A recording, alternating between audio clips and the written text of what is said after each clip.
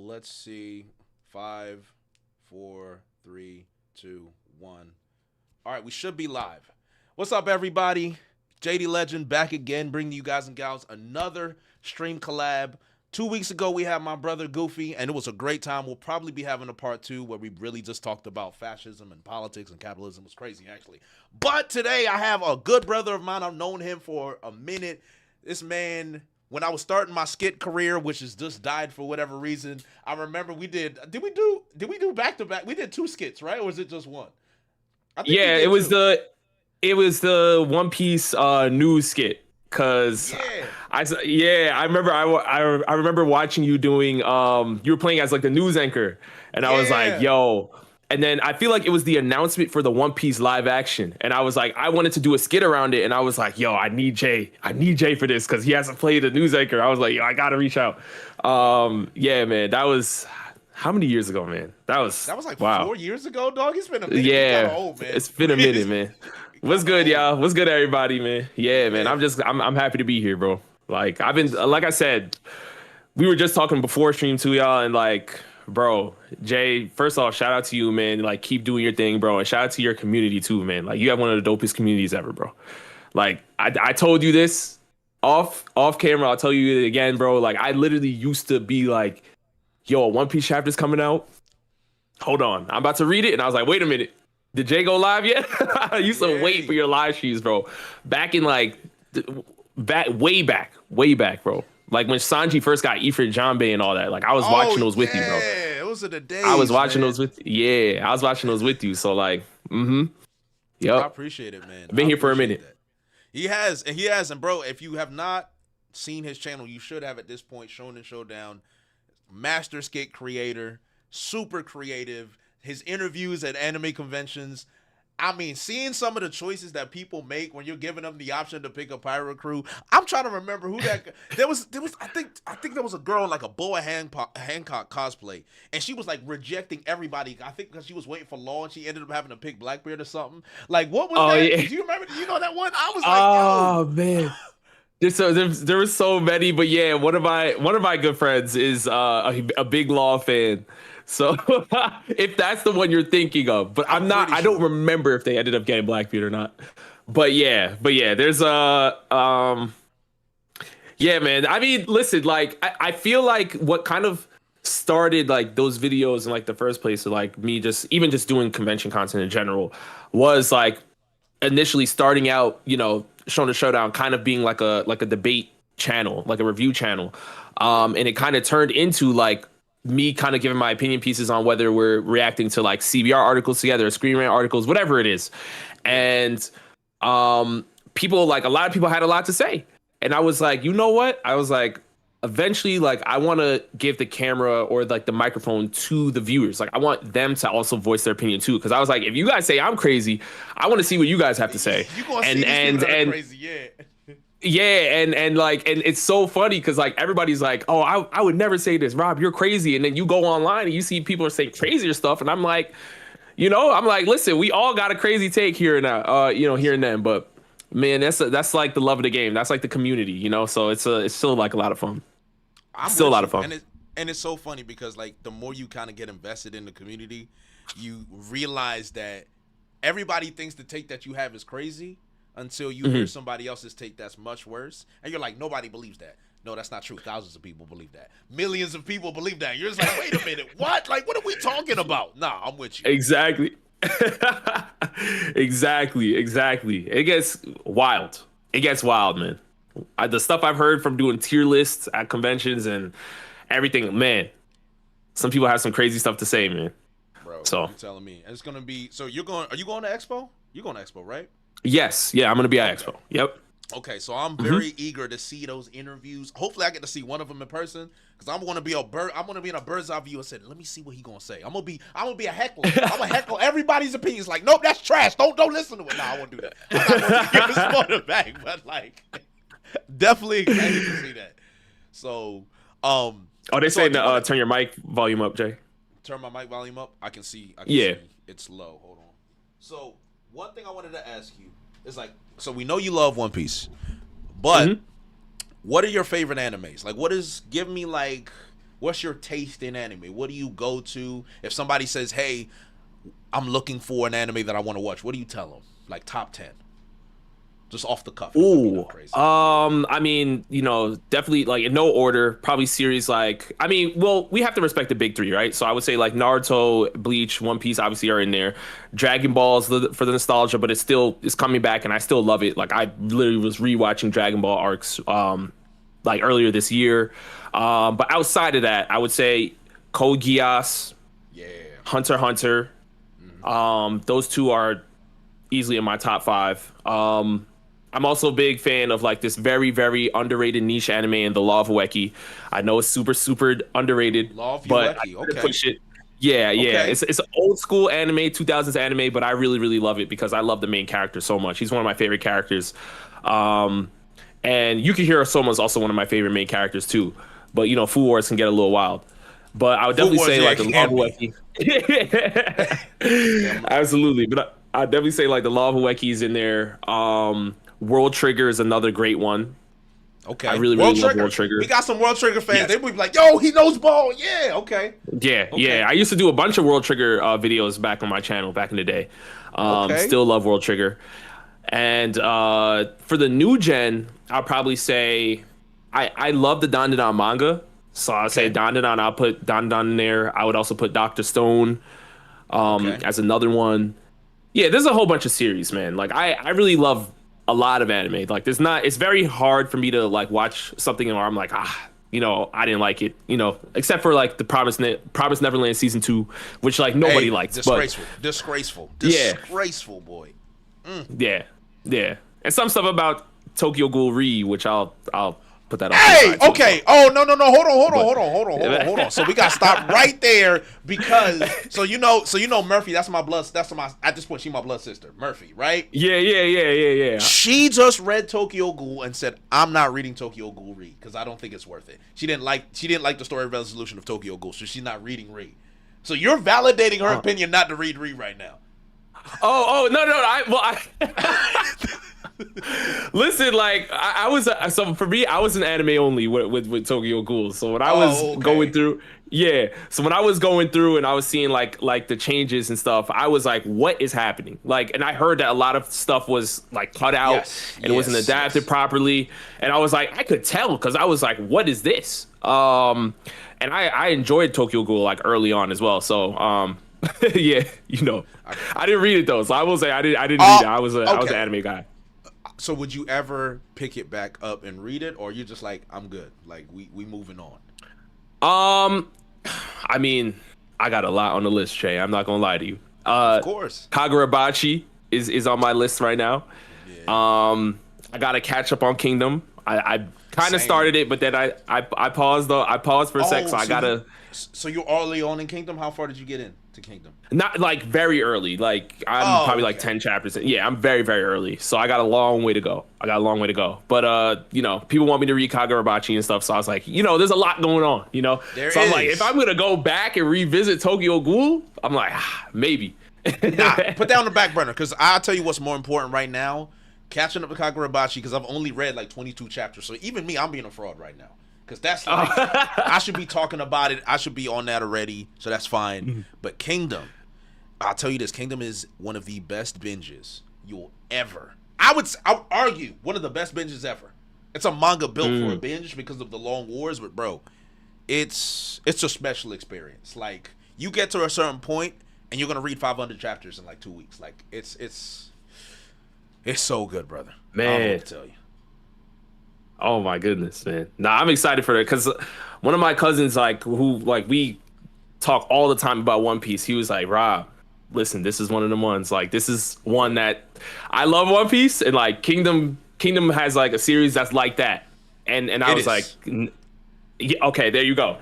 All right, there you go. You just validated it. So Kingdom is definitely one of one. Like, it's like one of those series. It's a series I grew up with. And like, when series go on later and you think, all right, this is a bit repetitive, or like, all right, I'm kind of in the flow now. I'm reading it because I've always read it.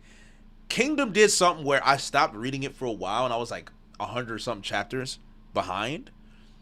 And then I caught up. And I'm like, how is the best arc later on? Like, how did we get? Because like what happened afterwards is like the character reached a crazy milestone, and you're just like, yeah, all right, whatever. And then just like it just gets infinitely better, and then I get one of the best backstories I've ever seen. It's bro, I don't even know what to tell you, bro. Like just tap in. Man. If you can, tap in. I'm with it. And I love the Law of Ueki shout. I've never heard of it, but the fact that like you got one of your, I love when somebody throws out an anime I've never heard before, because I'm like, all right, so you really in them trenches. Like you're not just looking at the popular ones. You know what I'm saying? Like you in the dirt. You finding some things. Like for me, it's like, for me this is like Eureka 7, right? I don't know if you heard, but like nobody really talks about Eureka 7. But Eureka 7 is like a foundational anime of my childhood. Like, it's the reason, because I love mecha, right? But to me, it's like political drama, romance, violence, like just even the soundtrack, the openings, like, bro, like, it's different. It's different. 'Cause they got a flow opening, right? Like one of the most classic flow openings is Eureka 7.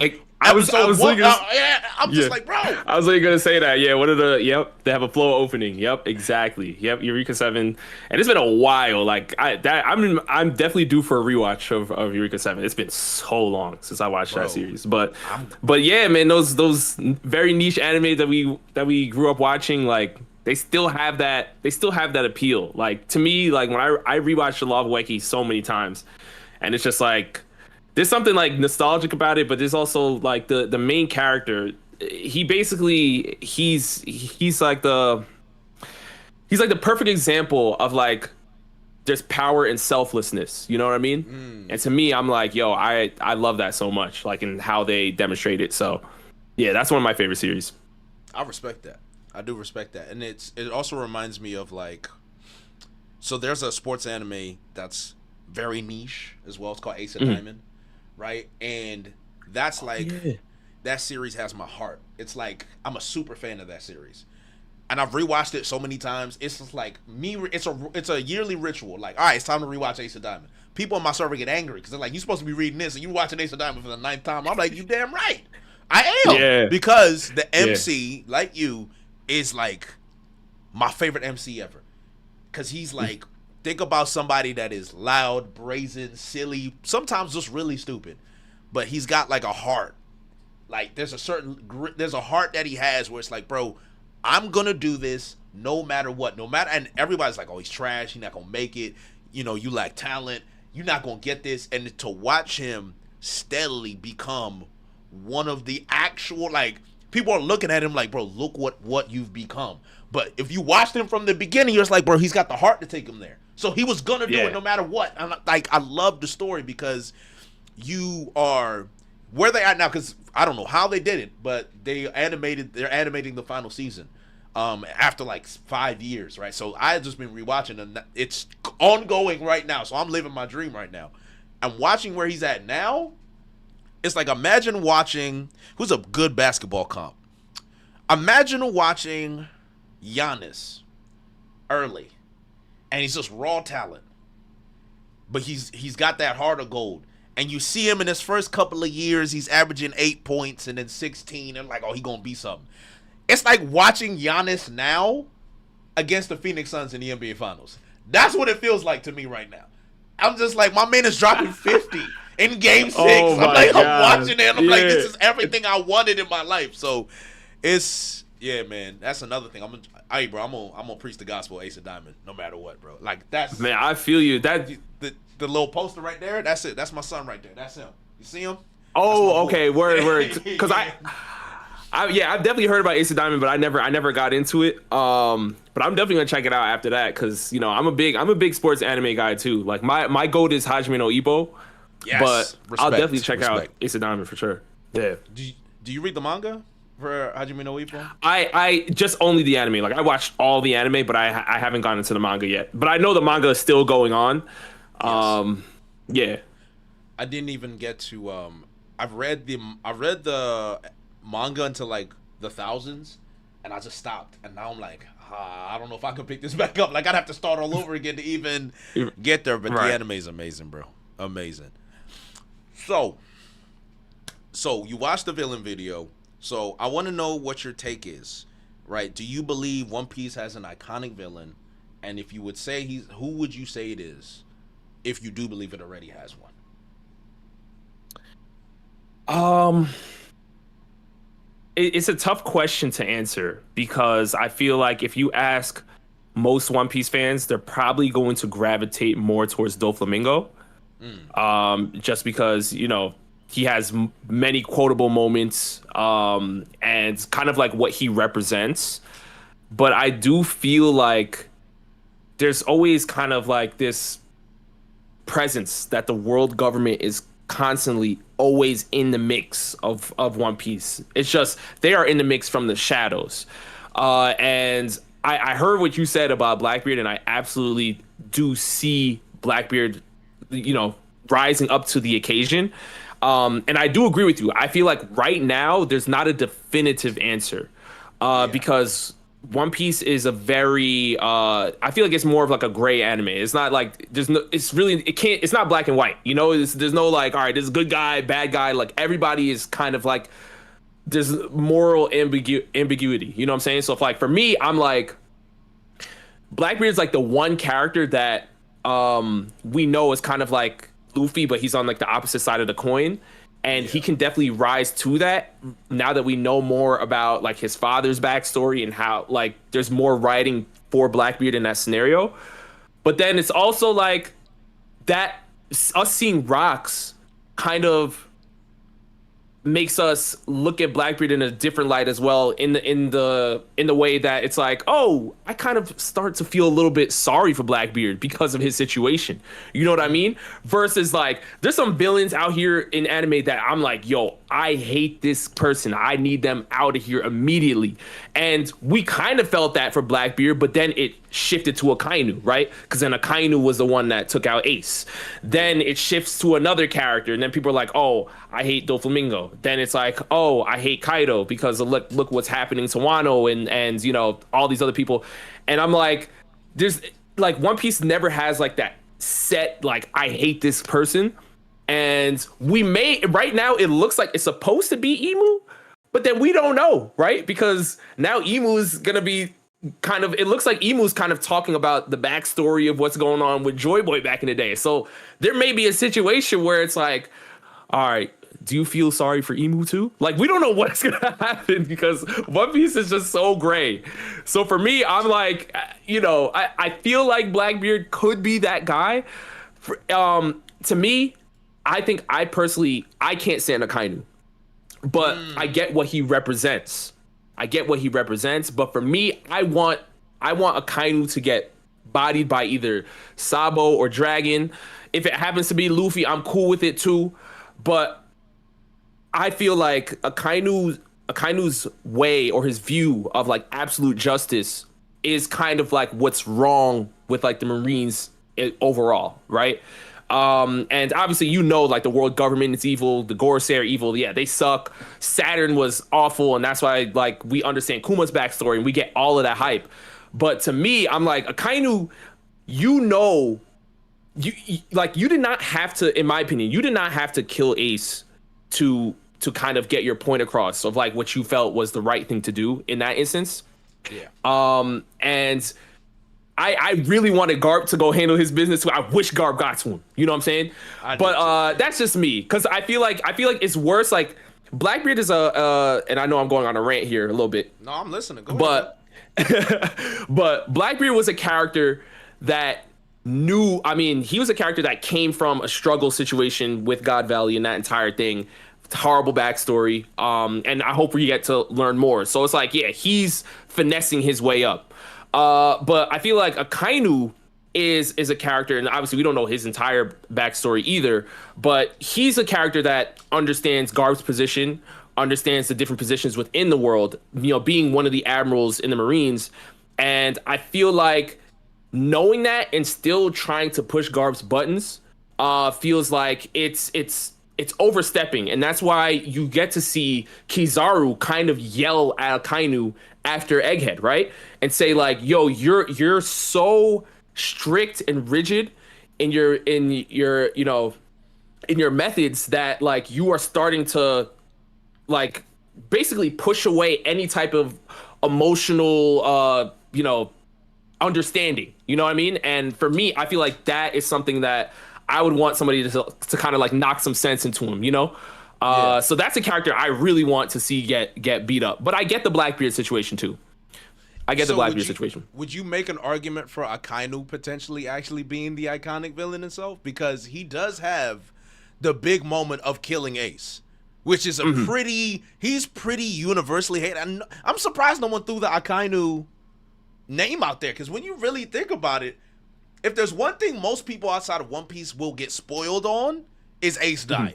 Like, that's kind of the big bad, like, who killed Ace? Oh my God, because it's the same gimmick every time. Someone's on TikTok and someone's like, oh, I'm about to start One Piece, and everyone's gonna be like, and then they just say, oh, I like this Ace character, and everyone's like, oh no. Yeah, here we go. So do you think he fits? Like, I don't know if he does.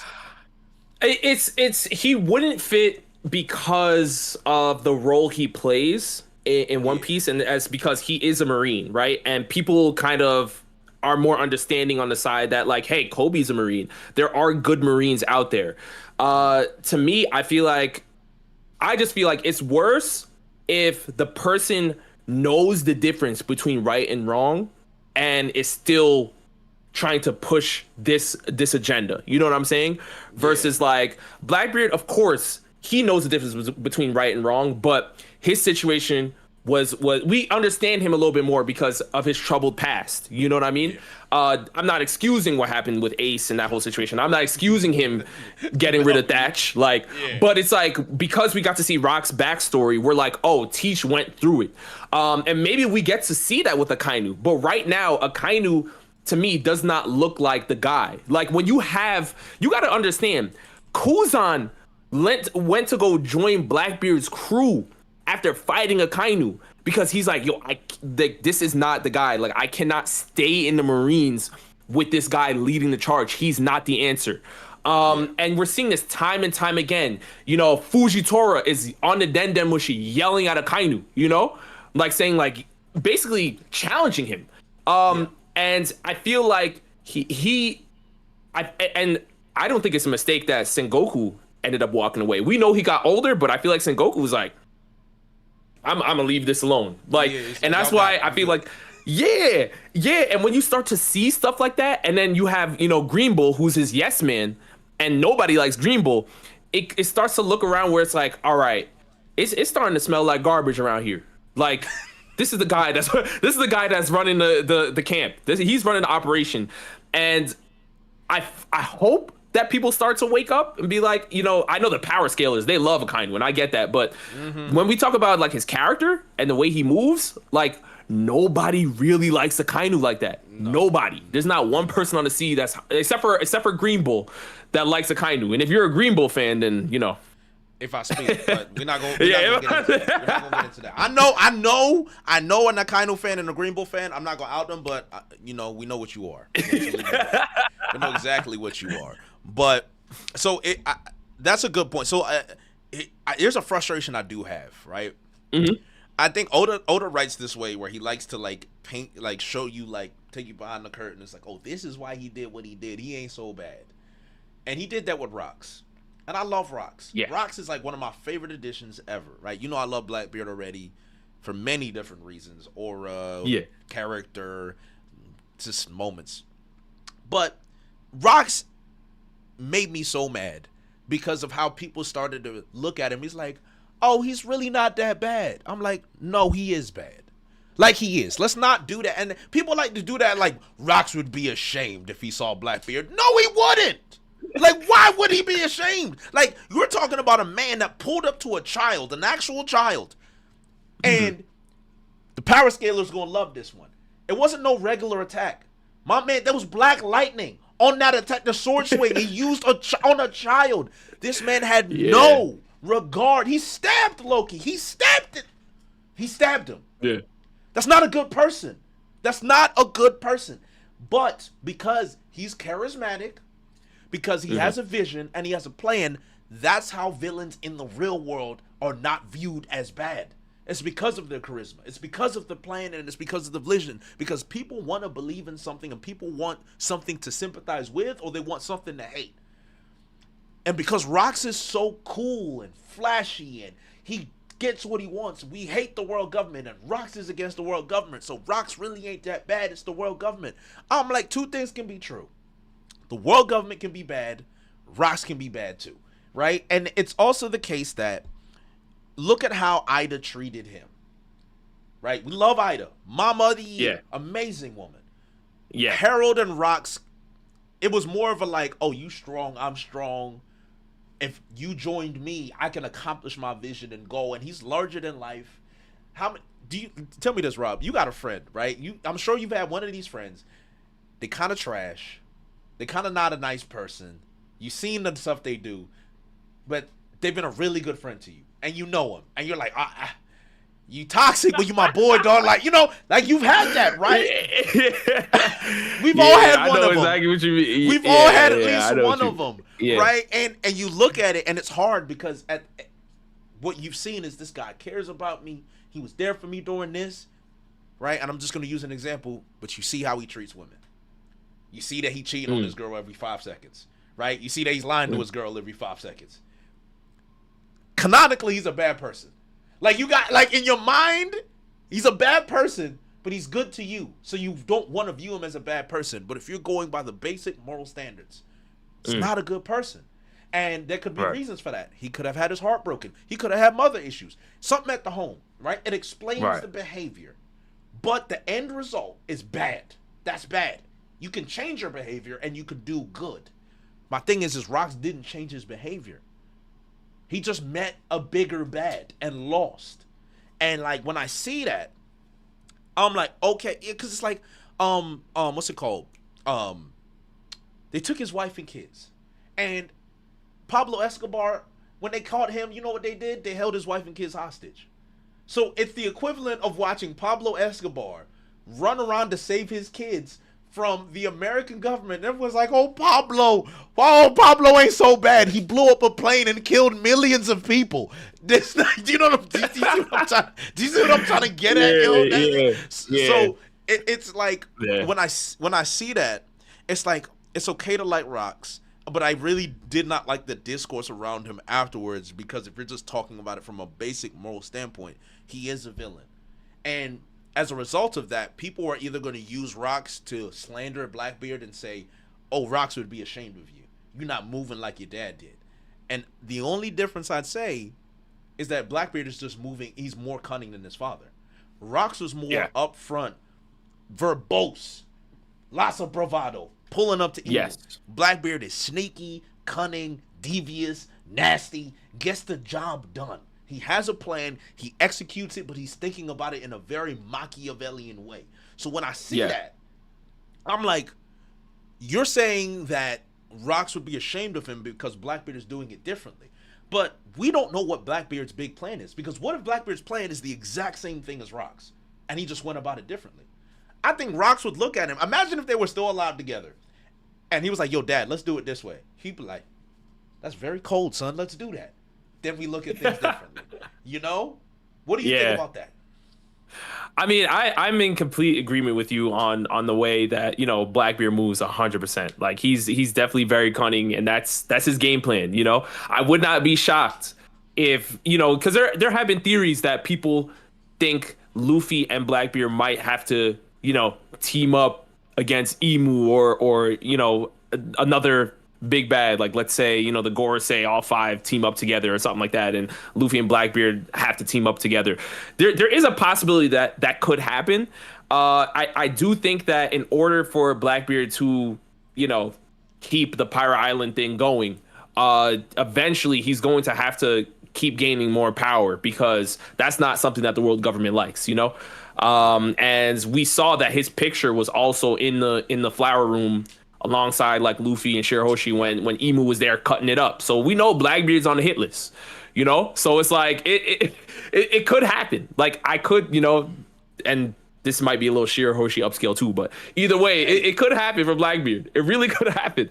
So I get that 100%. And in terms of Rox, like I feel like what you're saying is valid. Like Rox is definitely a rough. He's a rough pirate. You know, he's very. And this kind of makes me think of like, oh, who was Davy Jones and how did Davy Jones operate? Because you know, yeah, this is like somebody that was really kind of modeling himself after Davy Jones. But Rox is a pirate to me where he was definitely rough. He was definitely verbose, as you said, but I feel like it was his relationship or his friendship with Harold, which is kind of where people, right? People started to say, okay, maybe Rox is not so bad. And then when he went to go save his family, it was like, oh, okay. And that's where people started to kind of feel a little bit more guilt for Rox. Is he still a villain? In my eyes, yes.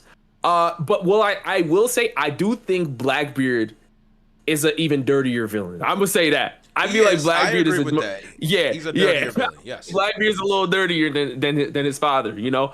But yeah, Rox, what he did to Loki and all that stuff was terrible.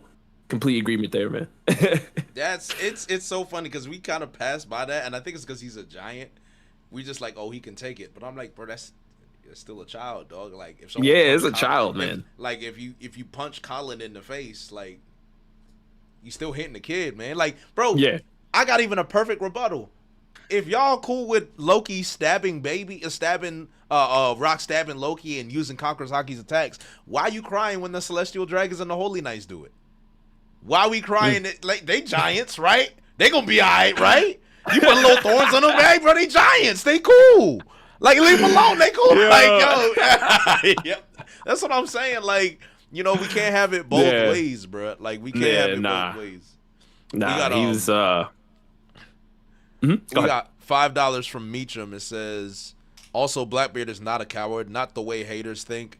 He's scummy. That's the difference. He will fight strong people if he thinks he can win.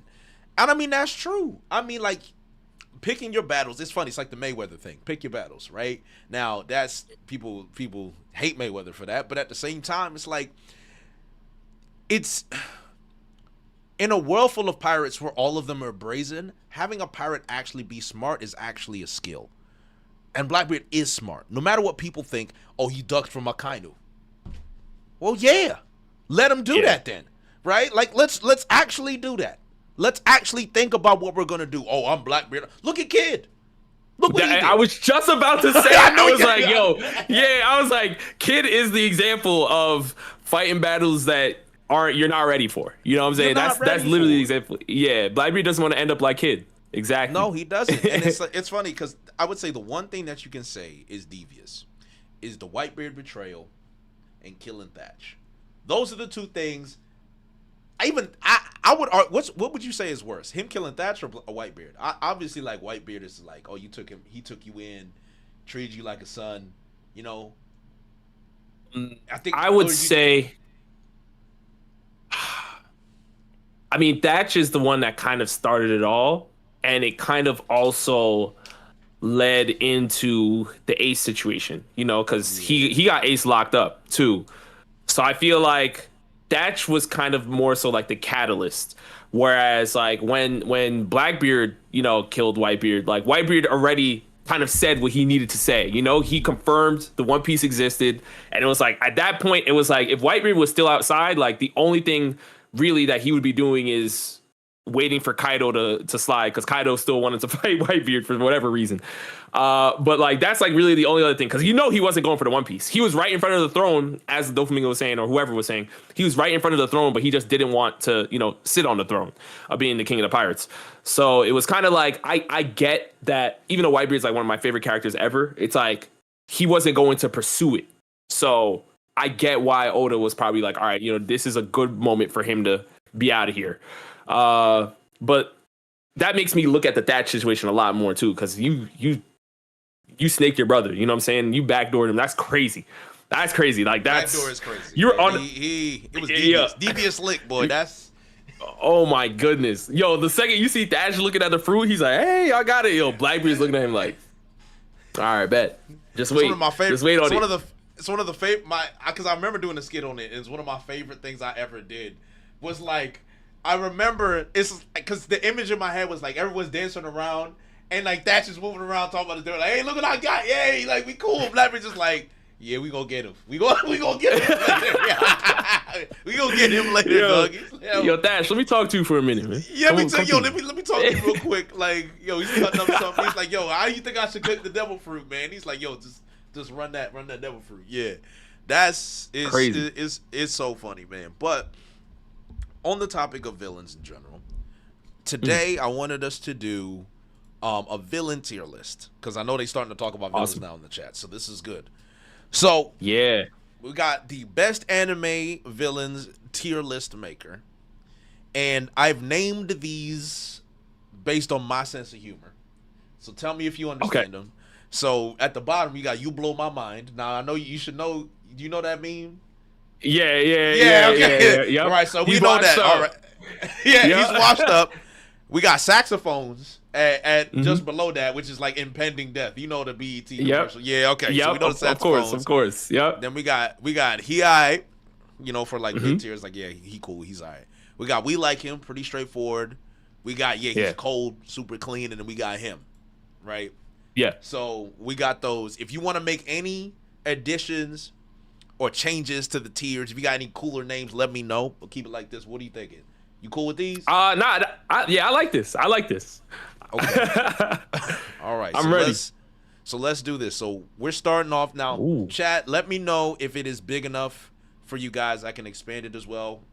Rob, I'm assuming you can see. You cool? You can see everything? Yeah. I can see up to what, like the Raditz. Okay, yeah. Yeah. Oh, So this is the full roster. Okay. It's the full roster. Ooh. Yes. So there's gonna be some. There's gonna be some debate. There's gonna be ones where it's like, all right, we agree. Now you just watched Dragon Ball, and I hate to be a fraud, but I haven't watched Dragon Ball. So I'm gonna lean on you for Mercenary Tao and King Piccolo. I've heard good things about him, but like I'm gonna lean on you and obviously the chat. So I was watching Z. I was watching Majin Buu Saga. Yeah, I was watching Dragon Ball Z. Yeah. So it's been a minute for me with Dragon Ball 2. It's been a minute for me with Dragon Ball 2, but we could definitely rap about it. Because we got people in the chat that love Dragon Ball as well, so we can rely on them. But let's talk about Arlong. King Piccolo. Okay, go ahead. Yeah, so let's talk about Arlong. I love Arlong. Arlong is one of my favorite villains. Even after Fishman Island, he became even a better villain to me. Because looking at what he went through and seeing how he was treating his Fishman brothers, I was like, no, this was a principled man. He just hated humans. That's it. He's just racist. He's just violently racist. And I'm like, okay, I get it. So what are your thoughts on Arlong? I mean, Arlong is... he is a character that was a victim of, discrimination, and was like, you know what?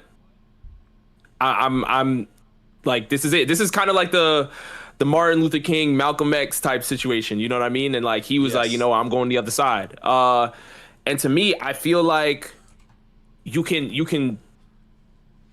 I don't even know if I should even say you can empathize with him a little bit, but like Arlong, I don't think he's as cold as some other villains.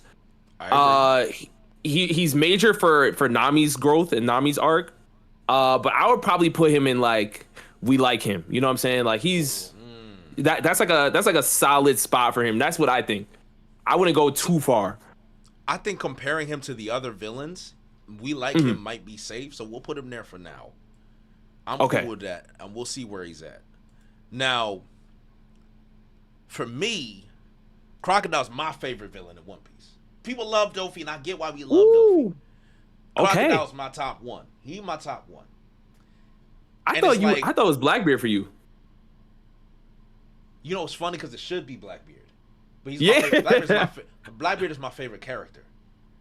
I think the best villain right now, because I still think there's more to come from Blackbeard and his villainy, and he's got a lot of them. I still love Crocodile. Like Crocodile, because you understand, I love Godfather, the mafioso movies, Goodfellas. So the suit, the slick back hair, he's clearly Italian, right? The cigar, but then also the fact that as an antagonist, I don't think there's anyone that antagonized the heroine or the hero more than Crocodile. Crocodile was an actual emotional terrorist to Vivi. Like, at every corner, he's one step ahead. At every corner, I got your daddy. I blamed your daddy. I stabbed your daddy. I stabbed Luffy. Yeah. You think you're going to escape? Bro, my favorite scene ever is Crocodile standing at the top while Vivi is locked in the cage, and he's just laughing at her, like just with his most. Do you remember the scene? Yeah. Yep. It's like it's the most toxic scene I've ever seen. And like Dofi was terrible. Don't get me wrong, but like you kind of like see what Dofi did, but you're not seeing the direct villainy towards the hero outside the law. What he did with Law was crazy. I ain't gonna lie. He was evil to Law, but like something about what Crocodile did to Vivi. Not to mention like my man is toxic enough to just say, all right, well I'm just gonna nuke. I'm gonna nuke the whole village. Like I'm gonna nuke the whole city. And he's only here for a poneglyph. Like the plan, Baroque works, the organization, how he hid himself the entire time. Like Crocodile, hey man, he's my top one. He's my top one in the series. But wow, you honestly you make me respect Crocodile a little bit more, man. Because I was coming into this, I was like, I mean, Crocodile, he alright. You know, that's what I was thinking. But yeah, the way you speak about Crocodile, man, I mean, yeah, I feel you. Yeah, he did terrorize Vivi a lot. He did. Sorry, somebody was at the door. He did terrorize. Yeah, he did terrorize Vivi a lot. So like, but I don't know where would you want to put him though? Because to me, I'm more excited to see what he does. You know, as a member of the Cross Guild now. You know, and like, yes. But I don't know if that's gonna really pull into like him being a villain. Because. You know, that it really kind of depends on Buggy more so now because, you know, Buggy's a figurehead and he said he wants to go for the One Piece. So I don't know exactly how they're going to operate. But yeah, I mean, definitely in that, you know, the Alabasta arc for sure. It's great writing. I think the max I would put him is Cold. So depending on where you put him, we can decide. So where are you? And you know, it's an honest take here. So where would you put him ideally? Honestly, like I said, I was coming into this being like Crocodile, he all right? But the way you broke it, but the way you broke it down, I mean, we can go cold, bro. We can go cold, man. Really? Cold. Okay. I like that. I'm cool with that. Plus, his devil fruit was fire. The sand, everything. Yeah, I'm with it. I'm surprised he didn't do a sand coffee like Gara but hey, man, that's So Enel is interesting. I thought Enel was a good villain. And I love lightning powers in general, so I always got time for it. Yeah. But outside of that, I mean, he's kind of just a man with a god complex. And that's exactly. About it, yes. You know? Yeah. And I don't know, man. Like, I wouldn't put him over Arlong either. So, like, I don't know, man. Like, where you put him? What do you think? I don't know. What do you think about Arlong? I think I would put him right next to Arlong. Like, I feel I feel like there's still a lot to be desired with Enel. Like, we know that he obviously went to the moon, and I feel like there's going to be something that comes out of that. But as far as like, you know, what we learned from him in Skypiea, yeah, he definitely just has a big god complex, as you said. But I do feel like it was a major growth point for Luffy. And it was funny how, like, you know, Oda made Luffy like basically his natural enemy, like kind of also showing us that Enel is still a problem versus like a lot of other people. Like, it's just that Luffy is like his natural, you know, weakness essentially. So like that to me was like, yo, it's kind of still kept my stocks up with Enel very high for him. So I feel like I'll probably put him next to Arlong. Next to Arlong.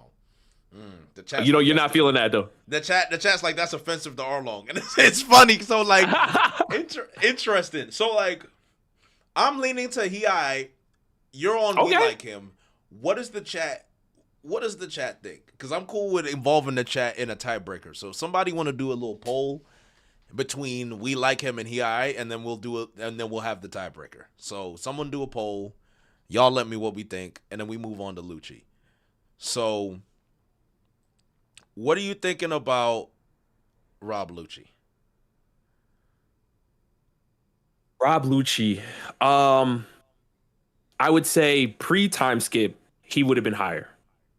I feel like his showing in Egghead, it was kind of he went from, you know what I'm saying? He went from being like one of the big bads to now it's like yo, Zoro, go handle this. You know what I'm saying? I got bigger fish to fry. You know what I'm saying? And like, and to me, it's like it's not a bad thing, but you know, when you're coming into this arc, and it's like we see that you have a devil fruit awakening, but it doesn't really even matter because Rob Lucci so quickly became like a background character.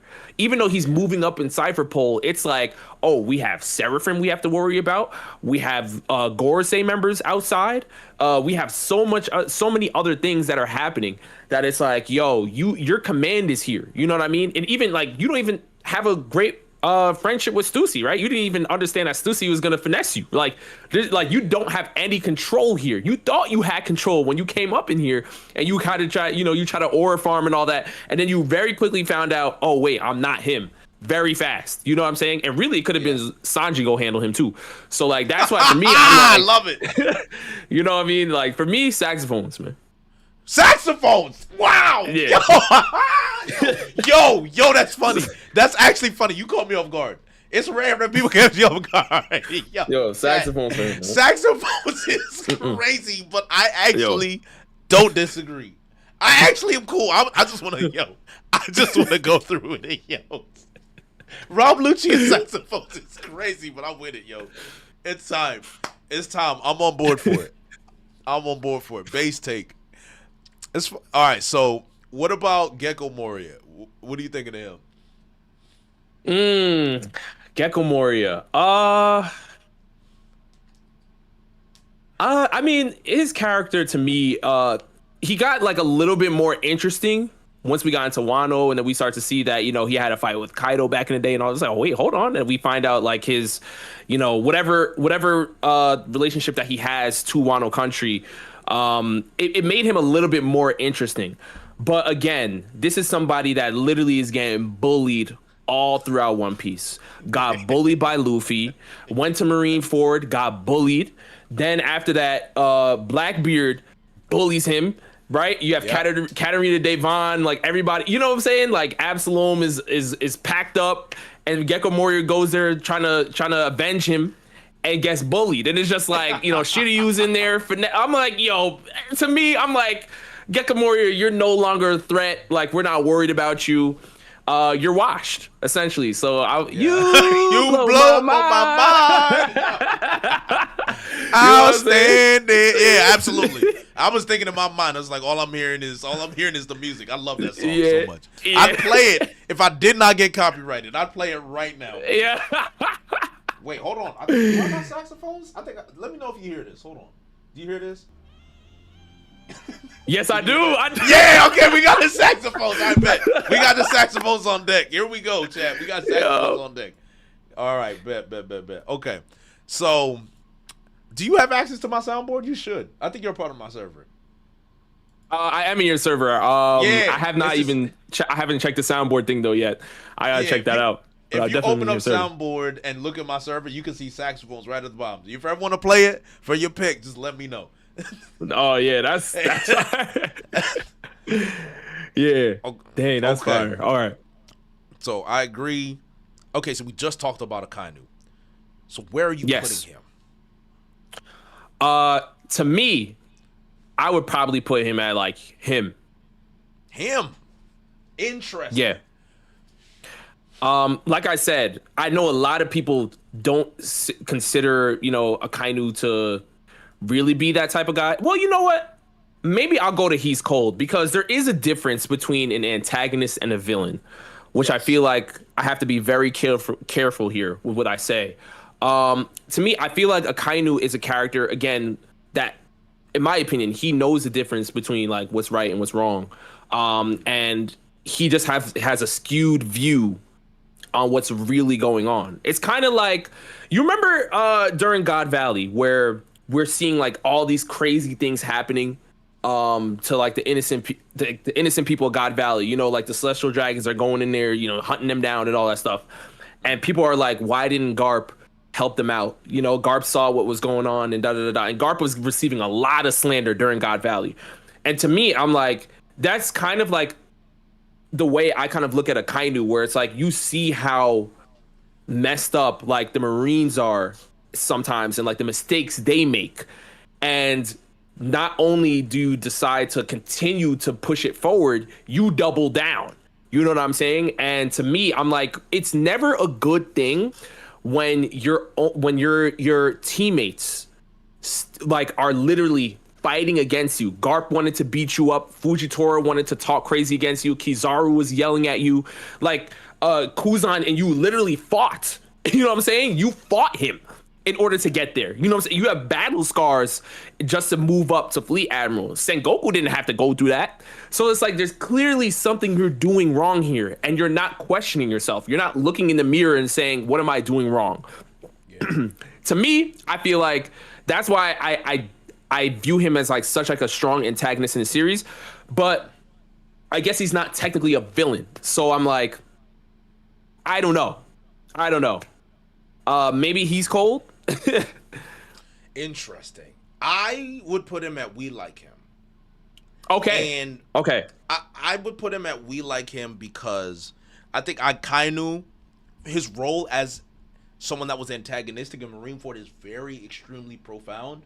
But outside of Marineford, he's not really doing much besides sitting on a desk, right? And that's kind of where I'm at, where it's like when I look at people like Arlong, and I'm looking at Crocodile, I'm looking at NL and Lucci, they've just done more antagonistic things than Akainu. Like, and, well, arguing, I mean, killing Ace is crazy. So that's really it. That's really antagonistic. You know what I'm saying? He killed, not to mention the, what's it called? With Squardo as well, when he lied to Squad and made Squad stab. You know what I'm saying? So it's like, he's very snaky, and that's what I'm saying. He has to co-sign a lot of these things, you know? He does. So I just don't think I'd Fujitora. Go ahead, Fujitora. Oh no, I was gonna say like Fujitora and like the way he was moving in Dressrosa is like another thing that Akainu had to sign off on, which is why Fujitora was like yelling at him. You know what I'm saying? Because he was like, I disagree. Like this is not justice. This is injustice. This is the wrong thing to do. And Akainu is like, who are you talking to?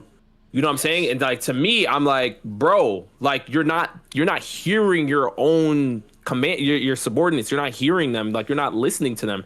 And that to me is just like you're a bad leader overall. And like I said, a lot of One Piece fans don't like him, especially because of like the Ace situation. But I feel like it goes deeper. But again, he's less of a villain and more of an antagonist, which sounds weird, but yeah, it is what it is. Okay, so I see what you're saying. Yeah. So you cool with putting him in We Like Him? Yeah, we could do that. Okay. So Hody Jones. I mean, there's only two options for me. I don't know where are you at with Hody? Where do you? Oh, I wanted to hear what you had to say first because I was like, I mean, he blows my mind. that's where it's at. Bodega discount Arlong. Like that's what like. Okay, so we are on the same mindset. Okay. Yeah. Discount Arlong. Like that's we already did that. Yeah.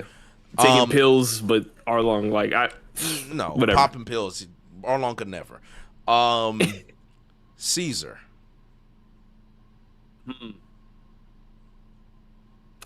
Caesar he's wicked. You know, experimenting on kids is never a good thing. Obviously, I hope Orochimaru is on this list somewhere because I know something's gonna happen with that. Yeah, he right. But okay, yeah, I see him. Yeah. I see him. But I feel like Caesar is also he does it for the thrill of science in pursuit of like, you know, just science in general. So it's like when you're looking at some of these other characters that are on this list, it's like, yo, like this is pure evil, like wickedness, like even if we want to just look at scientists purely in the One Piece world, like there's more to even say for Queen, I feel like, in some aspects. But Caesar, for me, like as much as people don't like him, he was still kind of critical in helping out, you know, the Straw Hats or just people in general.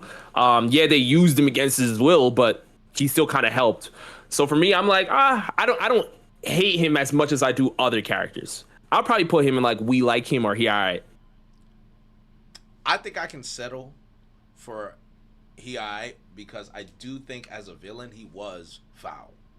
Like he did his job as a villain. He's a nasty dude, and I mean he's kind of kind of lovable in a way, especially a gangster Gastino, and in Whole Cake was kind of funny, you know. So I'll give him here. Yeah. I don't think he was a bad villain. I think Punk Hazard was kind of mid, but as a villain, he was fine. So. Yeah.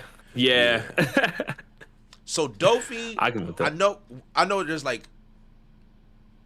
There's like two. It's like my thing is like, all right, obviously I got Crocodile over Dofi, but Dofi's obviously not gonna be lower than he's cold, right? I'm assuming that's your stance with Dofi. Yeah. So I'm with that. Where we just put him cold? Yeah, I think you have to. Okay, I think you have agree to. with that. I agree with that. It can be yeah. either or. Most people would put Dofi for Crocodile, so I'm not gonna complain about that. That's fine. Big Mom is interesting because I feel like it can go both ways. What's your feeling on Big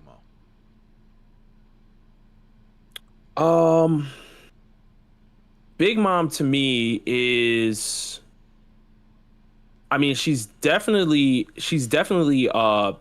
wicked on the way she moves on the seas, like literally just trying to absorb territories, like, and she wants to have a family everywhere. You know what I mean? Like, so what she was doing to Sanji, obviously a lot of people look at her and say she's wicked as well.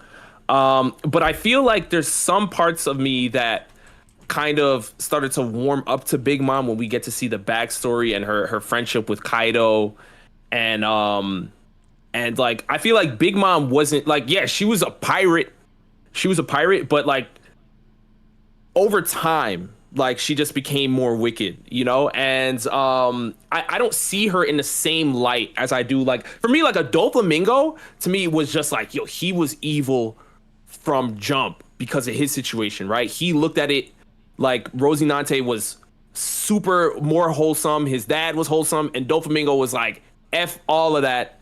Yeah. I hate this. I want to be at the top looking down on people. Like he was built for that. Yeah. Big Mom to me was not that. Yeah, she was a child that obviously, you know, she was eating people next to her and stuff. Yeah, but like she did not, right. But like she was not inherently, at least the way I saw it, I didn't see her as like inherently like evil. You know what I mean? It took her a while to like grow into that. And so for me, I can't go as high as like Doflamingo. I probably want to put her more close to like, Shiai, I guess. You know what I mean? But like, unless if you think it's more, no, then we could talk about it. Nah, she ain't above Arlong. She's not Arlong, not a Kainu. She right in that NL Caesar. It might even be saxophone. I ain't gonna lie. Like, so I don't know. Even the way she went out was kind of wild, man. Like, yeah. Out of respect for the power, I give her an eye, but yeah, she was. She's ambitious. Which makes her cool as a villain. Like, she's ambitious, but it's like she's not. Yeah, there's other villains that are more wicked than her, I feel like. Because it's funny, because when you think about her, like, if you really think about, like, all right, the pros and the cons. Pros, you got strength, villainous, right? But then if you're thinking about the cons, you're thinking of mothering mode. You're thinking of CTE that she clearly has, because she got CTE. And then the amnesia thing was crazy. Like Big Mom definitely had, like, the Hunger Pains is basically CTE. Like, that's insanity. And like, it seems like she's just one big gimmick. Like, she's like, it's instead of Big Mom, it's Big Gimmick. Like, that's really what she is. So like, when you think about it, it's like the Big Mom that we actually love is in the flashbacks. In the Ross flashback, she was great. And as a kid, she was crazy. Right? But then the Big Mom you see now is just like, yo, what are you doing? You killing your own kids because you hungry? You stealing their souls because you mad? Like, look, I'm with you. Yeah, I don't know, man. I might throw in the saxophones. I ain't gonna lie, they're getting louder. Oh, play the saxophones. The more I hear it, the more I hear the saxophones, dog. Like, nah, yo, nah. Yeah. The more I hear it, yo, I'm just like, yeah, it's just. That's it. Okay, so now we're at Kaido. Now, You already know where I stand on Kaido, so I'm gonna defer to you. I'm gonna defer to you on the Kaido thing. Okay. Oh, I think my camera. I think I'm good. What is yeah, your camera froze. All right. I'm not sure if my camera. Yeah, it's still showing fine on my end. I don't know if it's. So I know what it is. We're good. So my Discord does this thing sometimes. Okay, I think we're good. We're good. All right, yeah, it does that. You're good. Okay. Yeah. All right, cool. All right, so for Kaido, yeah, this is somebody that I think I would probably want to put, in. Well, actually, no. Let's break it down. He's somebody that was even more wicked than Doflamingo in a sense because he is kind of the boss of Doflamingo. You know, Doflamingo was doing bad acts, so he could stay in Kaido's good graces. I hope we understand this. A lot of people looked at Kaido as less of a villain and more as just like a gritty pirate over time because we got to see more, we got to hear more of his backstory and the way he spoke about Roger and Whitebeard and all these other legends. But when you look at the state that Wano was in, I mean, bro, they did not have any quality food, water, nothing. Literally nothing. He had people eating smiles. You know what I'm saying? And one of the craziest things to me is like Toko having to watch Yasuie, like her father, pass, and she had to just laugh because she literally couldn't even cry.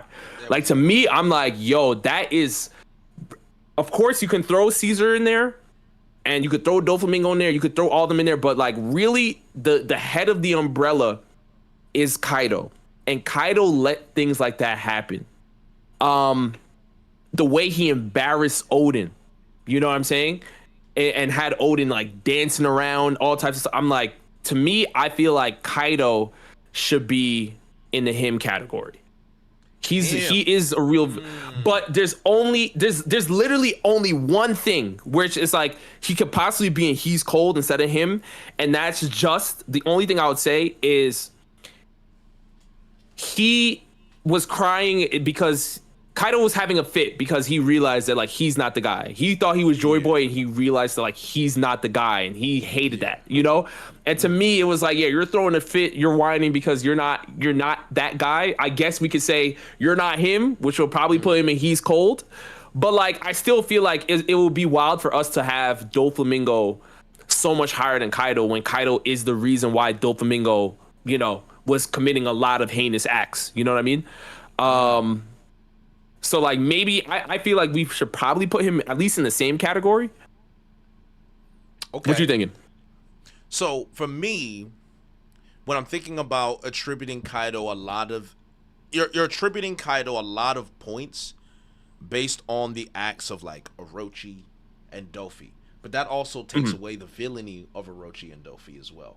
And I don't exactly want to do that because I want to think about like what is Kaido directly doing, right? Because when I'm thinking about the state of Wano, while Kaido was the muscle and like the military might of Wano, Orochi was the actual figurehead. He was the actual sovereign of Wano. He made the laws, he made the edicts. And it's, imagine having think about Kaido as like the Secretary of Defense or like an evil senator, right? That has the military might, like he's got the defense contracts, he's creating the bombs, all that stuff, right? But but Orochi's the president. Technically, Kaido, that evil senator, has a lot of power, and he might even be able to control the president. But he's not the president because the one who's making the legislation is Orochi. Okay. The one who circulated the smile fruits is Orochi. The one who punished Yasue is Orochi. The one who hated Odin was Orochi. So that's like, so I would attribute a lot of those acts that Orochi did to Orochi. Yeah. And I don't think I would give it to Kaido, especially with Dofi as well. It's like Kaido's not smart enough to create a crime syndicate the way Dofi was. Dofi ruled all of the underworld, but his backers, right? Everyone needs a backer, and Kaido is the best backer you can ever have is Kaido because of his power and his presence. Kaido's influence solely came from his ability to dominate everyone around him physically with might. So the reason I'm not putting them saxophones, I'm not putting them "You Blow My Mind" for some people that think that because I slander Kaido. Because what I like about Kaido, and this is what I've always liked about him, and if he didn't have that backstory, I'd probably just like him, is his ability to physically dominate everything around him, destroying Luffy. Like him one-shotting Luffy in Gear 4 is the craziest thing I've ever seen. That was my moment when I'm like, all right, so he's not fake. He's actually him. His fight with Luffy as well, right? His bag is so deep. It's like, how did Luffy even beat him unless we had some crazy mythical devil fruit power up just to beat Kaido? Because everything that this man had was unreal. Like the fighting from a fighting standpoint, Kaido is the most impressive person in One Piece. From a fighting standpoint, skill set, all of that, I think he's the most impressive person in One Piece. So, and in terms of actually, like, when he came down, I'm still mad at Oda for doing this. When he came down and just instantly cut Kinemon in half. That's real villainy. That's toxic. That's evil. Like, and I don't know why, because Oda doesn't let people die. So, like, if Kaido even got some kill counts in there, I think, like, he could have killed a couple scabbards. If he killed Kinemon, that would have been really cold. But let's remove that out because we know what Oda does. I'm looking at Kaido strictly from combat standpoint, and then obviously there's the character modes. He wanted to kill himself, and he was upset that he's not Joy Boy. And you're thinking to yourself, like, all right, can we get a deeper meaning? Like, why is he so upset about that?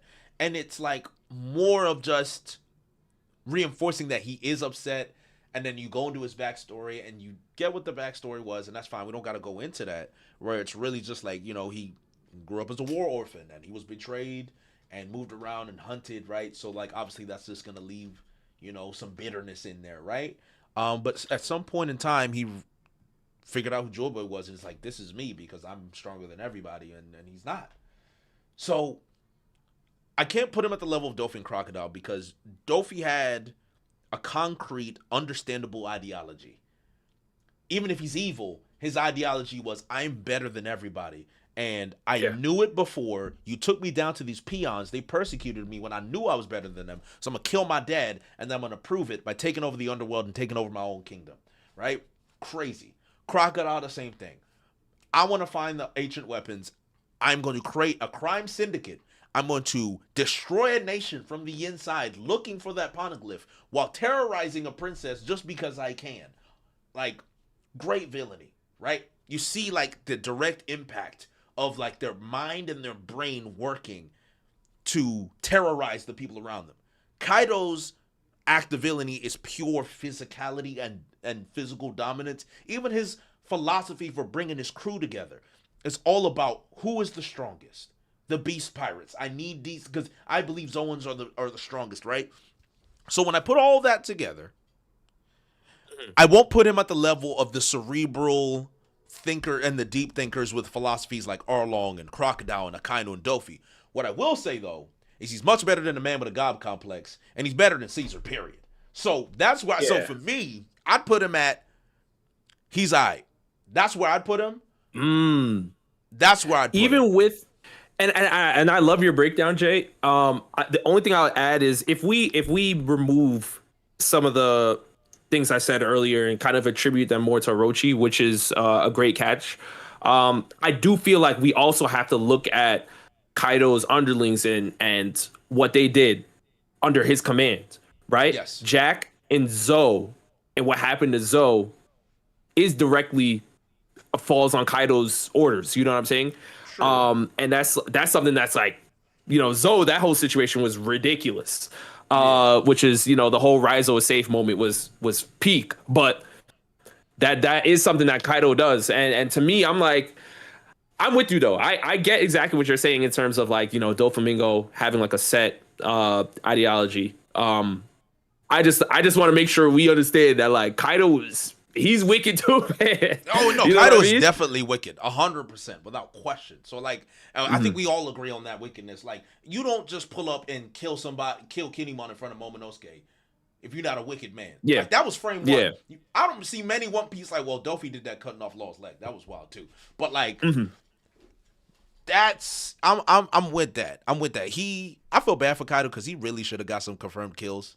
Like knocking Luffy into the ocean, cutting Kinemon in half. Like these are confirmed kills. Come on, Oda. Like what are you doing, dog? Like he really could have had it. So if you want to meet in the middle, we can throw him in. We like him. Do you want to meet in the middle? Is that cool? Yeah, I'm with that. Okay. I'm with that. All right, let's meet in the middle. Let's meet in the middle because I know there's gonna be people like Jay, you hate Kaido. It's like, yeah, well, I'm more bitter about Kaido. It's not exactly that. I'm just bitter. We got this from who's that name? I can't see. I can just see the Avi. I can't. Okay, well, it's not showing me. Well, there's an Avi here, and it says streets are saying Rob would have went pro as a basketball player, but he cursed with Kaido's baby legs. Citrus. Yo, who is that? Yo, man, that's Tiberius, man. That's my guy, bro. He's wild, bro. Toxic. Yo, he said you got baby legs. Citrus is crazy. Tiberius is toxic. And then we got Kenneth. I can't. Yonko was powerful, but their evil level was low. I mean, Big Mom was sending people's heads in baskets, so it was pretty evil. Yeah, and she destroyed it. And I mean, the German destroyed an entire nation just for some wedding cake thing. So like, I don't know, they's pretty evil, man. I ain't gonna lie. Yeah. Blackbeard. I mean,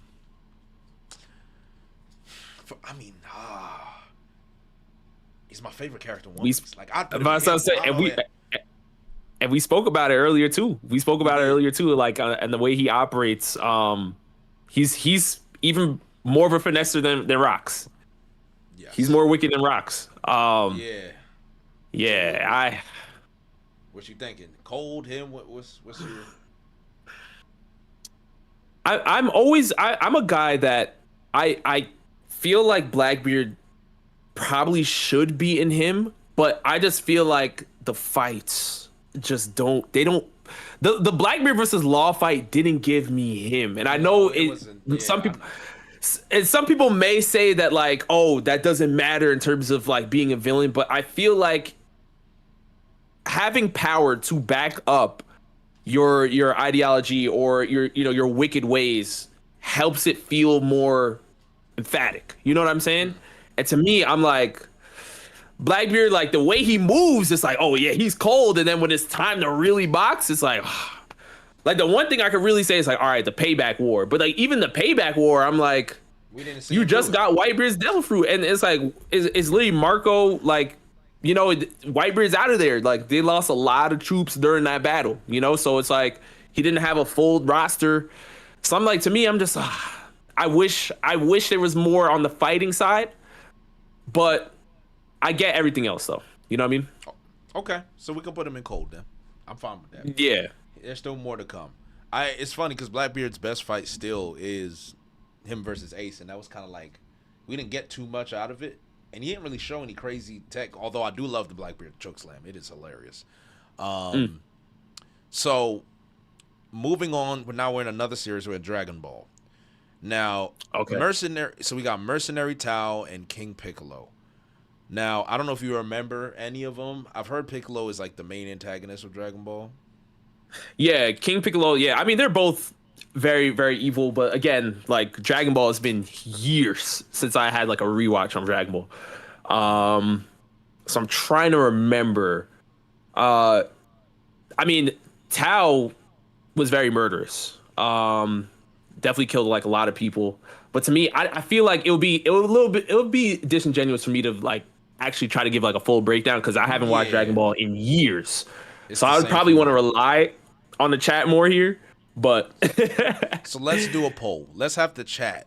Let's do a poll for Tao, and then we'll do and do you want to do the same thing for Piccolo as well? Yeah. Okay. I remember a little bit more of King Piccolo. Who's definitely like very evil. I know he was evil for sure, but again, I don't. Yeah, really know. very, All very I evil. Goku headbutting him and. Yeah, but I'm trying to think of like specific feats rather than because most of like what I remember from like Dragon Ball because I was watching when I was really young were like fights. So like I remember Goku fighting Tao and stuff like that, but like full feats, I'm like I gotta rewatch. It's been a minute. Okay, so we do have a lot, and I think I have I think I wanted to hit maybe the hour and a half mark. But if we keep going, we're definitely gonna go above that. So let's see where we get. So what I'm thinking, let's start cherry picking some villains, like some of the big ones, and then we see what's left over. And if we want to do any of the rest, you cool with that? Mm-hmm. Yeah, okay. I'm down to do. I mean, I could do. Yeah, so we could do for Town King Piccolo, but then we could go from Raditz on, or whatever you're down to do. Okay, so let's do. I don't know why Goma's there. I don't think we're gonna do him. Oh, but Goma. Oh yeah. Wait. I didn't watch the Daima. I watched like. Okay, I watched Daima. Okay. Yeah. I watched Daima. What do you think of Raditz?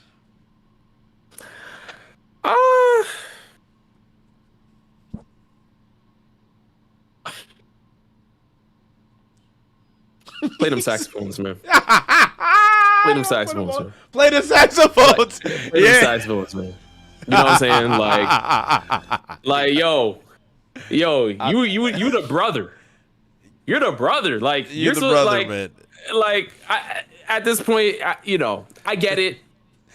Sans are a warrior race. But to me, it was like, you're not him. You're far from him. Far from him. Yeah, it's just he's fun to play in video games. What is it? Double Sunday attack, whatever. That's Double cool. Sunday, turn it off. But for me, I was not captive. When we talk about other villains in Dragon Ball series, like to me, I'm like, Raditz isn't really him. Okay, what about King Piccolo? Oh, not King Piccolo. Excuse me, Nappa. I mean, Nappa's more quotable. Nappa, I got Dragon Ball Z bridge tax with Nappa, so like, there's that. Yeah. I think it's funny because somebody said it here in chat too. They said Nappa's more of a villain than Raditz, and like that's kind of where, low key, like Nappa was more dangerous. Nappa was more dangerous, yes. Yeah, like. He was more wicked. He was more evil. I would probably put Nappa like if you want to put him in saxophones. I don't know, Jay. This is up to you. I don't know, but I think Nappa's alright. He killed Chaozu. Well, Chaozu blew himself up and it didn't work. And then, he bodied Tien as well. So body Tien. Nappa was pretty. He was alright. Nappa's alright. I think Nappa's alright. Are you cool with that? Or you think it's saxophones? Where are you leaning? Let's go. All right. Nappa's all right. Let's do it. Now Vegeta's iconic. Early Vegeta's super iconic. That's childhood tech. So where are you putting him? Vegeta as a villain, I feel like the main thing we have to talk about is Majin Vegeta that entire arc because he blew up. He was the world tournament. He was very, very toxic. And I feel like I get you had like your issues towards Goku, and I feel like we can kind of go more into like the ideology of Vegeta and his competitive nature and him feeling so insecure about his placement in the world that he felt like I need to blow up and destroy innocent people, put the world on the line just to prove how close I am to Goku, just to find out that Goku didn't even use Super Saiyan 3 in the fight, but that's for later. For me, I feel like he's definitely devious, but once he met Bulma, it kind of started to die down very, very fast, and he started to become more human. And I feel like when you're looking at some other villains in Dragon Ball, like they're wicked all the way throughout. Vegeta just had like a quick little lapse in judgment during the the Majin Buu saga. So I can't go super high with him either. Yeah. Now this is again, if you're a Vegeta stan, Vegeta as a character, you could say Vegeta is him as a character, but if I remember correctly, Jay, this is a villain tier list. How is Vegeta as a villain? And as a villain, I can't put him over some other characters that we're going to be talking about later in Dragon Ball. For me, I'll probably put him at like We Like Him. Like we like him. So let me give you a caveat. Go ahead. Remember what he did in Namek? He killed an entire village. An entire village for a Dragon Ball. Yes. He killed people just to run the ones with Goku. And like, remember how we were like talking about Kaido making Jack do certain things? Yes. Yeah. Yeah. Nappa was very much Vegeta's bitch, 100%. Like, then, okay, when he failed, he killed Nappa. Like, he actually killed him. Like, and it's like, it's I in the Saiyan saga, Vegeta was an actual demon, like a menace. And if we're talking about the fights, early Goku versus Vegeta, right? One of the most iconic fights in the story. Then you get Majin Vegeta versus Goku. Again, another mega iconic fight. And then it's like, even with wait, what did he kill Dende? No, he didn't kill Dende. Frieza killed Dende. Okay, I was just trying to put all that stuff together because when he joined them. But even, do you remember when he found out Gohan as well? He was looking for Gohan. You know what he did to Gohan? Yeah. He beat the piss. He beat the piss out of Gohan, like punching him in his face. Like, he was a nasty, nasty man. Like, he was sick. Until Bulma came, he was a sick man. I don't know, man. So I'm a Vegeta stan, so that's also like, you know, bias and all that. So I'm putting him at the bare minimum. I'd put him at cold. Where are you at with the additional information as a villain? So the thing is I'm with you too. I'm not here to absolve any of those things that Vegeta did, right? Oh my god, he let Cell absorb 18. I completely forgot about that. Yes, he did. Hey, come on. Yeah. We want to break it down. Absolutely.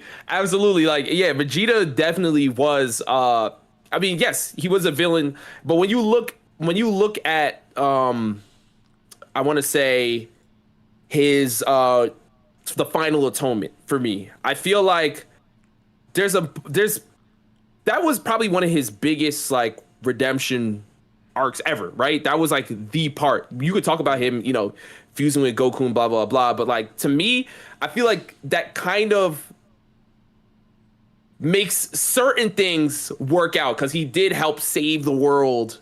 Even though he did put the world in peril, he also kind of helped save the world. So I'm like, okay, there are villains on here that would never, when I mean never, they would never help save anything. You know what I'm saying? So I'm kind of like, Crocodile helped save Luffy. Like, huh?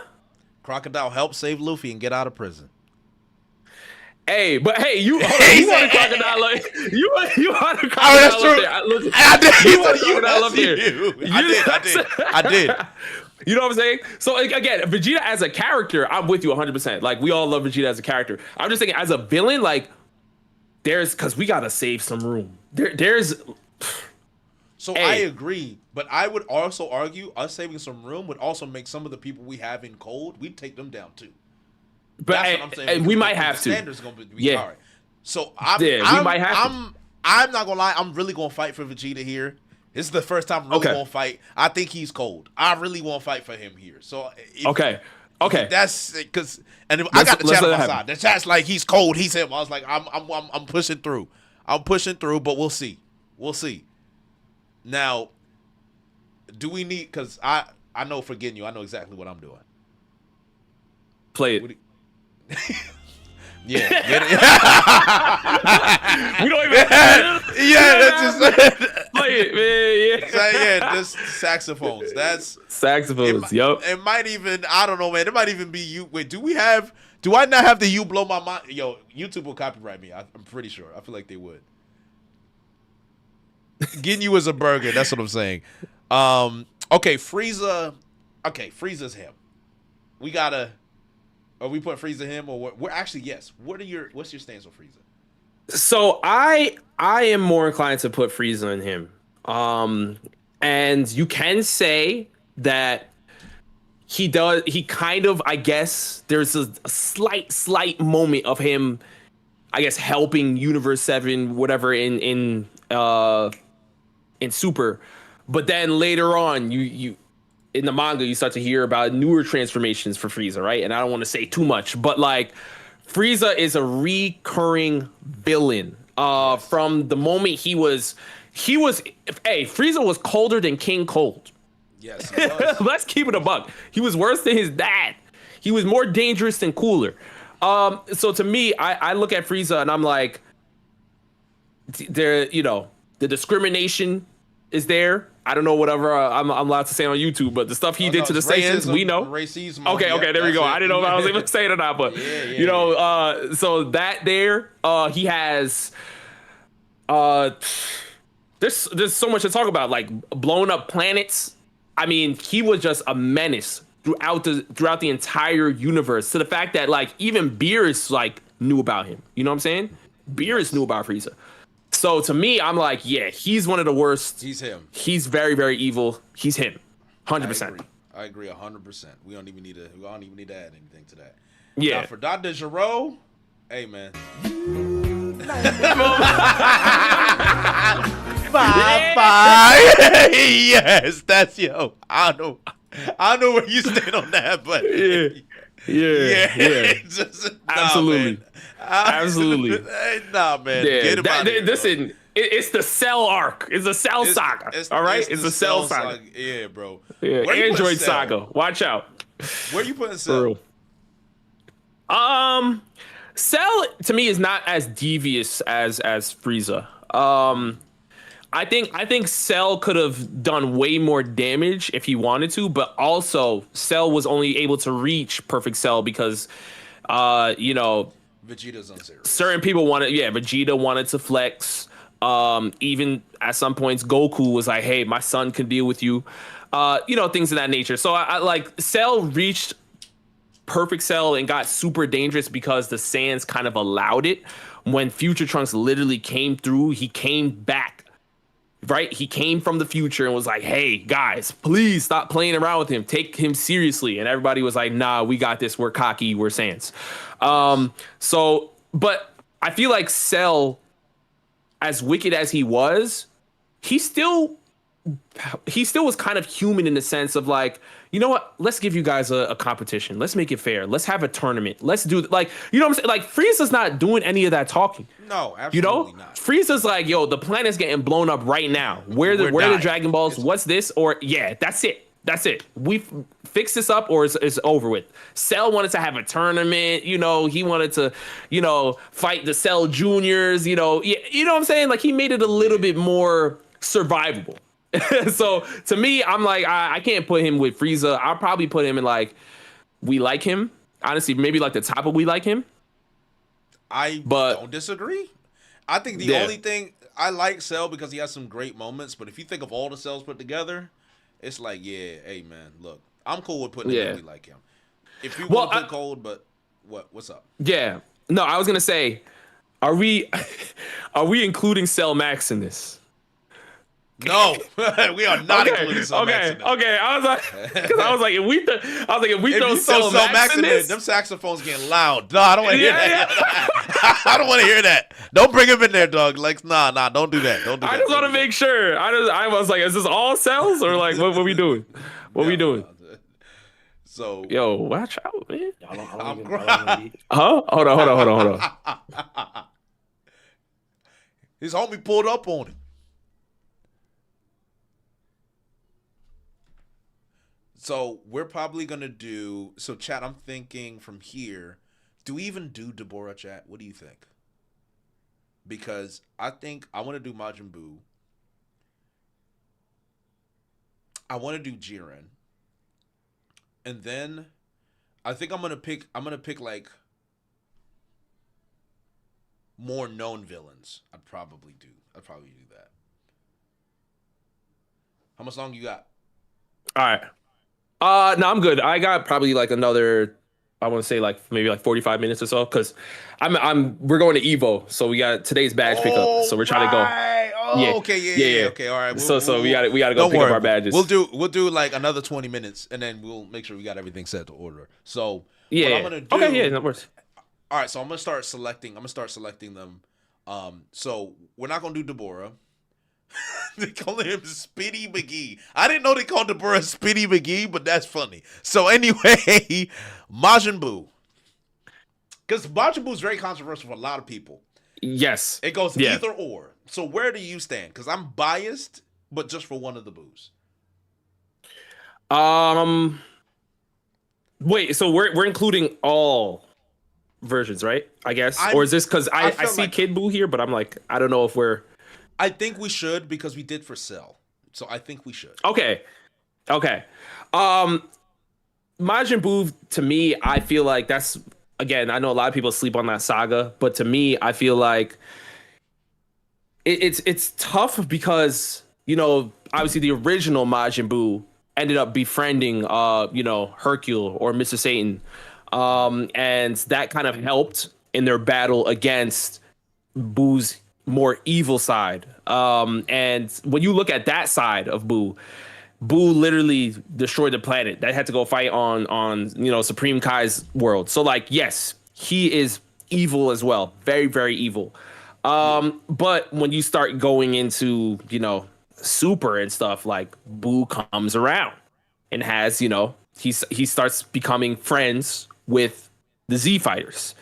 And to me, I feel like, because again, we have to look at the entire history, and it's like, that's something that even Frieza would never do, And I feel like there's a separation that we have to respect here. And when you look at a character like Frieza, that's like, you know what? Even though we're in the battle against Broly, Broly, look, you know what I'm saying?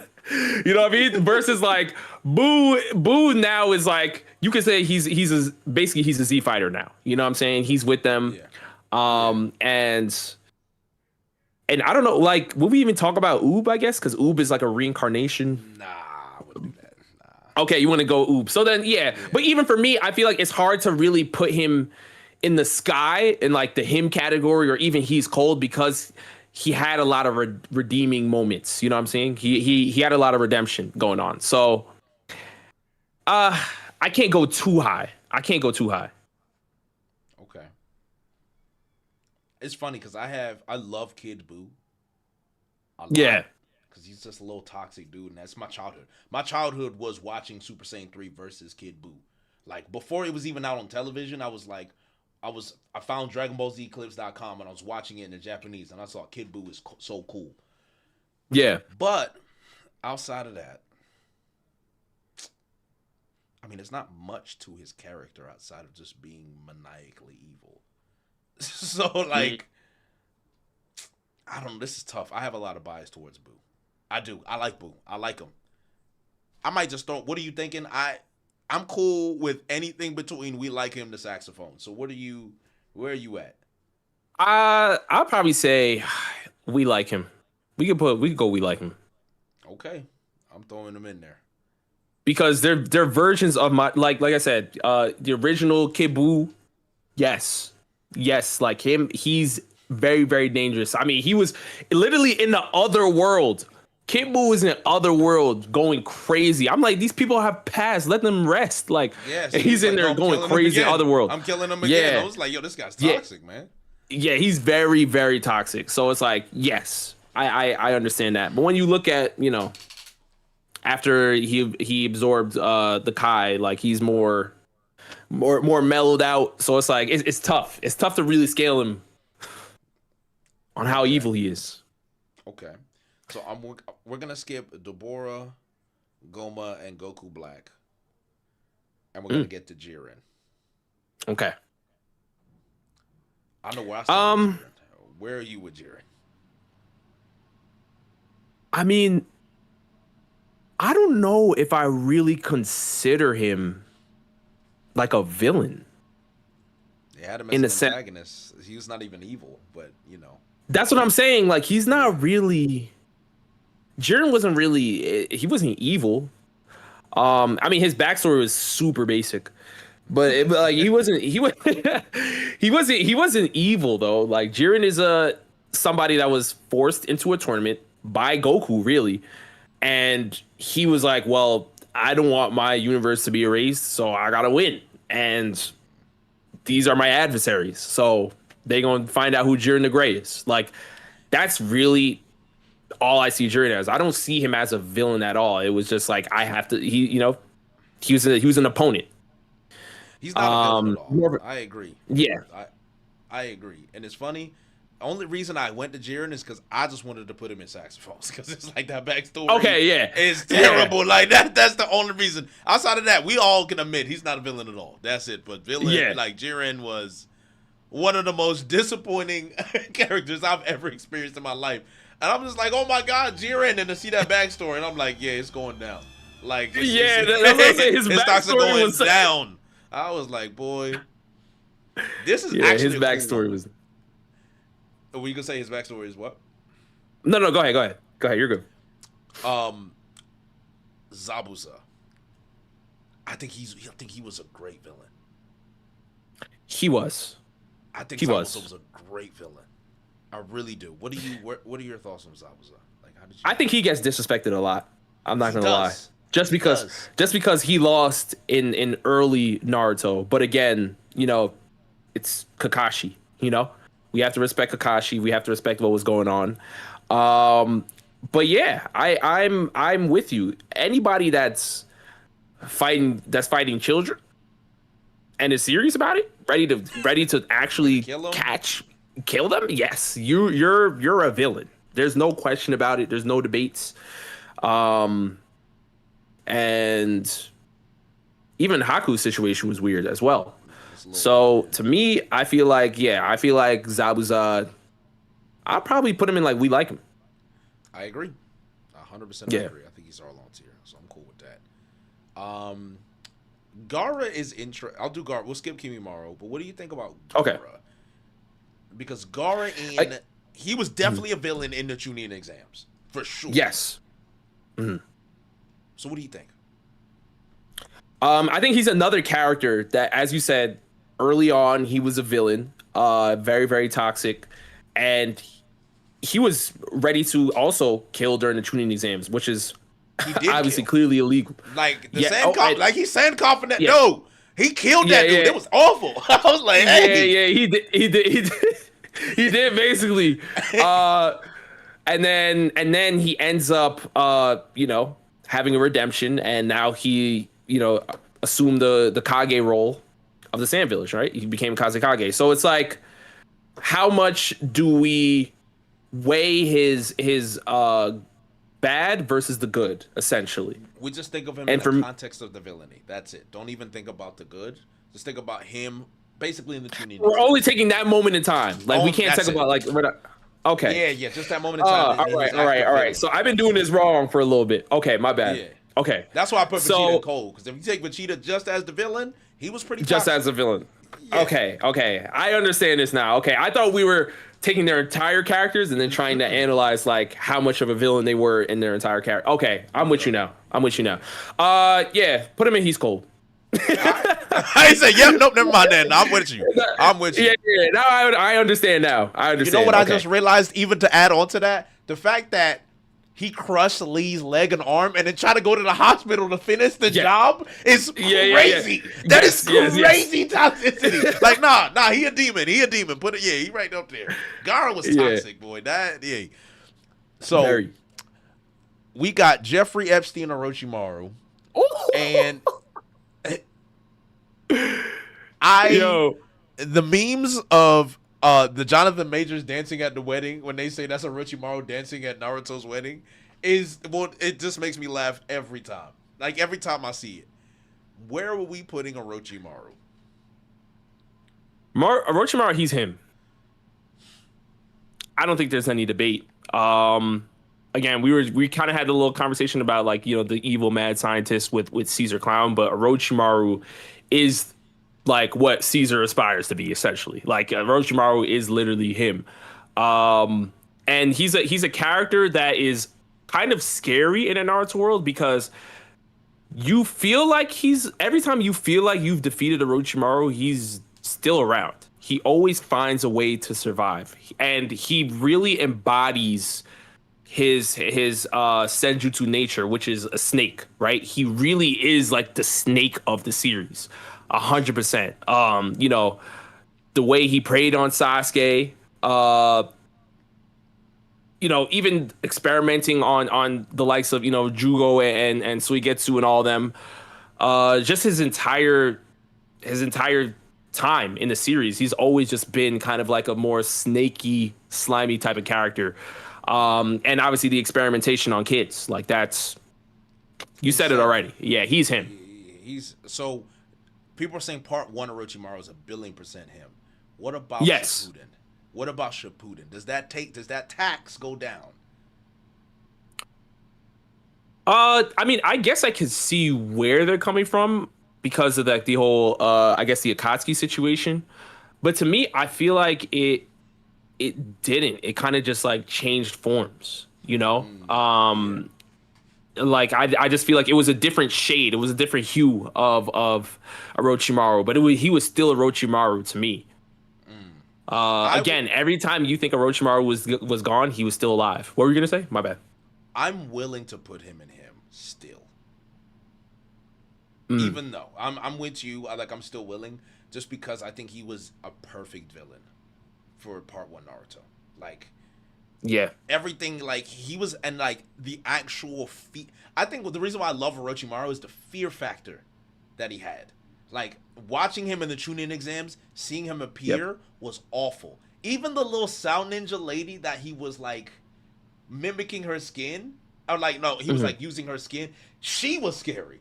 And then seeing him rip his face off, or seeing his laugh and then rip his face off, like, yo, this guy is sick. It's disgusting. And bro, them organs, those menacing cartoonish organs in the background. I'm just like, yo, he is like, to me, he is like iconic. Orochimaru should technically actually be in the iconic villains list that I'm throwing there. I ain't gonna lie, he really should be up there. But yeah, man, he made like a fake village. Yeah, like for the So absolutely. Okay. We don't have to do Sasori Kakuzu. Now Pain. Where are you with Pain? Pain is interesting because there is the Nagato Mickey at the end. But which is again, that's kind of, that kind of takes away, I guess. But if we're just looking at what Nagato did, or just Pain did in general, I mean, he wiped out the entire village for the most part. He did. And I mean, some part of me also feels for him though, because of his backstory. With Hanzo and that whole situation going on. Yeah, the Hanzo but was crazy. Yeah, you know what I'm saying? So like, to me, it's hard to look at it in just like a bubble of like the evil things he did, because we know what he came from. But yeah, like deleting the entire Hidley village for the most part, like that took them a minute to rebuild, you know what I'm saying, and start fresh. Like he killed a lot of people. So like, to me, I'm like, I feel like he's still, and the Aura Farm too. We all love a villain that can plentiful. It was plentiful. Yeah. It was a plentiful We all love a villain that can Aura Farm. So probably he's cold, man. I'm cool with what you he's think? Cold. I agree with that. With that. I would put him at the top if he's cold. I definitely agree with that. Yeah, no qualms at all. I'm with you on that. I don't know if I want to do. Okay, so if we do Kabuto, I'm not gonna lie, it's saxophones for me. I don't know how you feel about Kabuto. Where are you with Kabuto? Okay. If we do him, if not, we could do Obito. But what do you? I don't know where I would put Kabuto, because he was kind of just like the underling to Orochimaru for the longest time, and then we go into the war, and now all of a sudden he's this powerhouse. He has Sage, he has Senjutsu, he's fighting Sasuke and Itachi at the same time, and we learn his backstory as well. But I don't feel like that was enough for me to be like, he was better than Orochimaru in terms of being a villain. But he's definitely in a similar realm of being devious. I don't want to go super close to that though, but you think he's saxophones, which is why I was going to ask you why you think he's that low. Cause I'd probably put him in like We Like Him, but what would you say? He just didn't move me Like even when I watched his backstory, it was sad, but it was unmoved. And like I think in terms of the technique mastery of him becoming like the Sage Snake, I was like, yeah, that's cool. But overall, Kabuto just unmoved me. Like I never really felt his presence in the series, right? And like you can give him acts of villainies, but he really just did not have any weight in the totality of the story at all to me, outside of a brother, uh, a brother, well, God, brother to brother moment for Sasuke and Itachi. And I mean, I think it's like the way he got cooked by Itachi is like the worst way to get cooked ever. And I think that's just like a massive aura loss. Like getting caught in Izanagi is like crazy aura loss. Like it's just like, yo, like you went out like that, dang dog. Yeah. So it's like, I think it was more like, I think it's unfortunately it is Izanami tax. And so when I see the Izanagi, all I'm just hearing is I'm hearing saxophones. When I hear that, but I'm cool putting him in he all right if you want to do that. Okay. All right. Let's do that. Because I think he was huge for the, like the whole signing battle in part 1. He was. I remember and Tsunade, Tsunade ended, later on becoming the Hokage. Like Kabuto played like a pretty big role in that too, but he did. But yeah. Okay, what about Obito?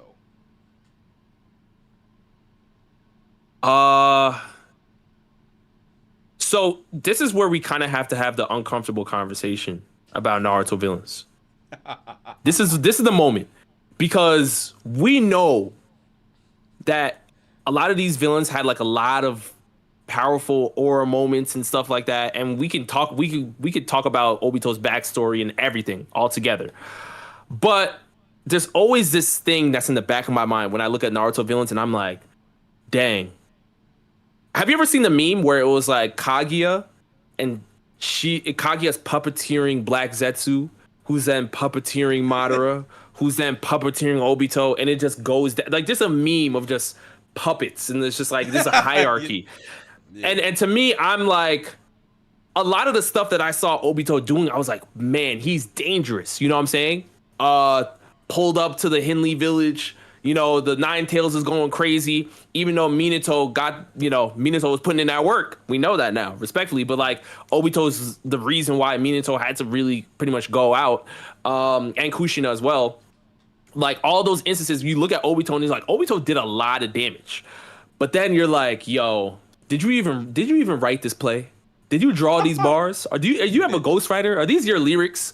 And you go back and you're like, the song doesn't hit the same when you see he doesn't have writing credits on his own song. You know what I'm saying? You're like, and that's like, for me, I'm like, I don't know. If we just put on, rose tinted glasses and we look at it and we just assume that we never heard anything about Black Zetsu being the puppet master or whatever, Kaguya, then I could be like, okay, Obito was probably in He's Cold.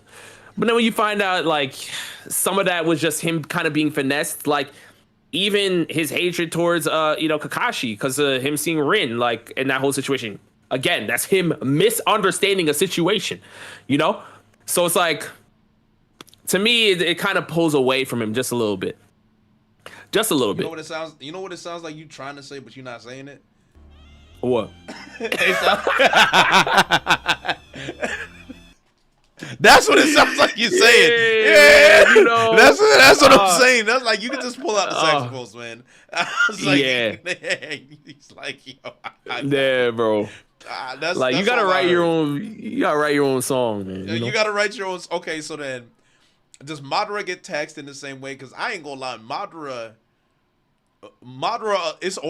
pure aura for me. So it's like, yes. How much does the Zetsu tax for you? It's rough. Because Madara fans, they don't like me because I have to point it out. Like, I can't act like have y'all ever seen a meme where it's like you see the elephant and underneath it says address me? It's just that's how I feel when I look at Madara, because we love his aura moments. he looks so cool doing what he does. When you just drop Madara and say, hey, Shinobi Alliance, figure out a way to fight through this. And he's boxing everybody 1v5,000. And he drops a meteor and they're like, oh, we're safe. And then the second one comes down. You know what I'm saying? And then he fights all 5 Kage. And he's like, oh, wow. Like, Tsunade, you cracked the imperfect one. All right, I guess that's cool. Like, you're saying, I'm like, oh, he's talking spicy. But then when we really look at it, it's like the way he got taken out of the war in the situation was, hey, you did not write this song. I made you do this. You know, it's the same way when we look at Bleach, like for majority of Bleach, like part 1, I guess, before 1,000-Year Blood War. A lot of the stuff that Ichigo was doing, everybody was saying, oh, Ichigo did this, Ichigo did this. And then at the end, you're finding out, oh, Aizen was drawing the plays up. And it's like a lot of people give credit to Aizen as a villain because he drew the play up. But when but when you look at Madara, it's like, yo, you're the most evil person in the world for holding Madara to the same type of thing.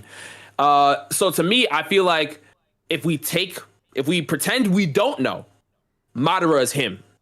But the fact that I do know, it sullies his performance for me. As of it does, because I know it's not fully him, you know?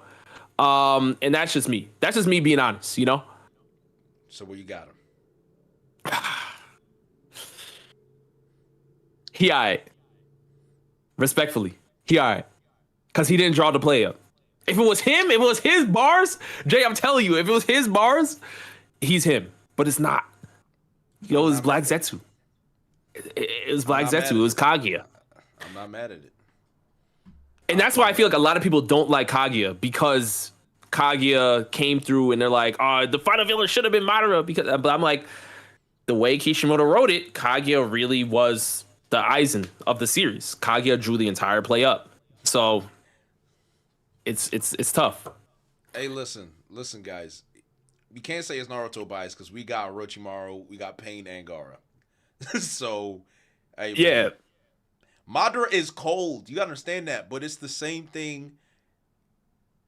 It's the same thing, right? Like, he's all aura. He's a lot of aura. He's got his ideology, and that's fine. He's got a good plan, but like, the Zetsu thing does so much damage. Like, y'all don't understand how much damage the Zetsu thing does, and that's the problem. And you blame. Don't get mad at me. Don't get mad at Rob. Get mad at Kishimoto. That's who you need to get mad at. Get mad at him. But that's all right.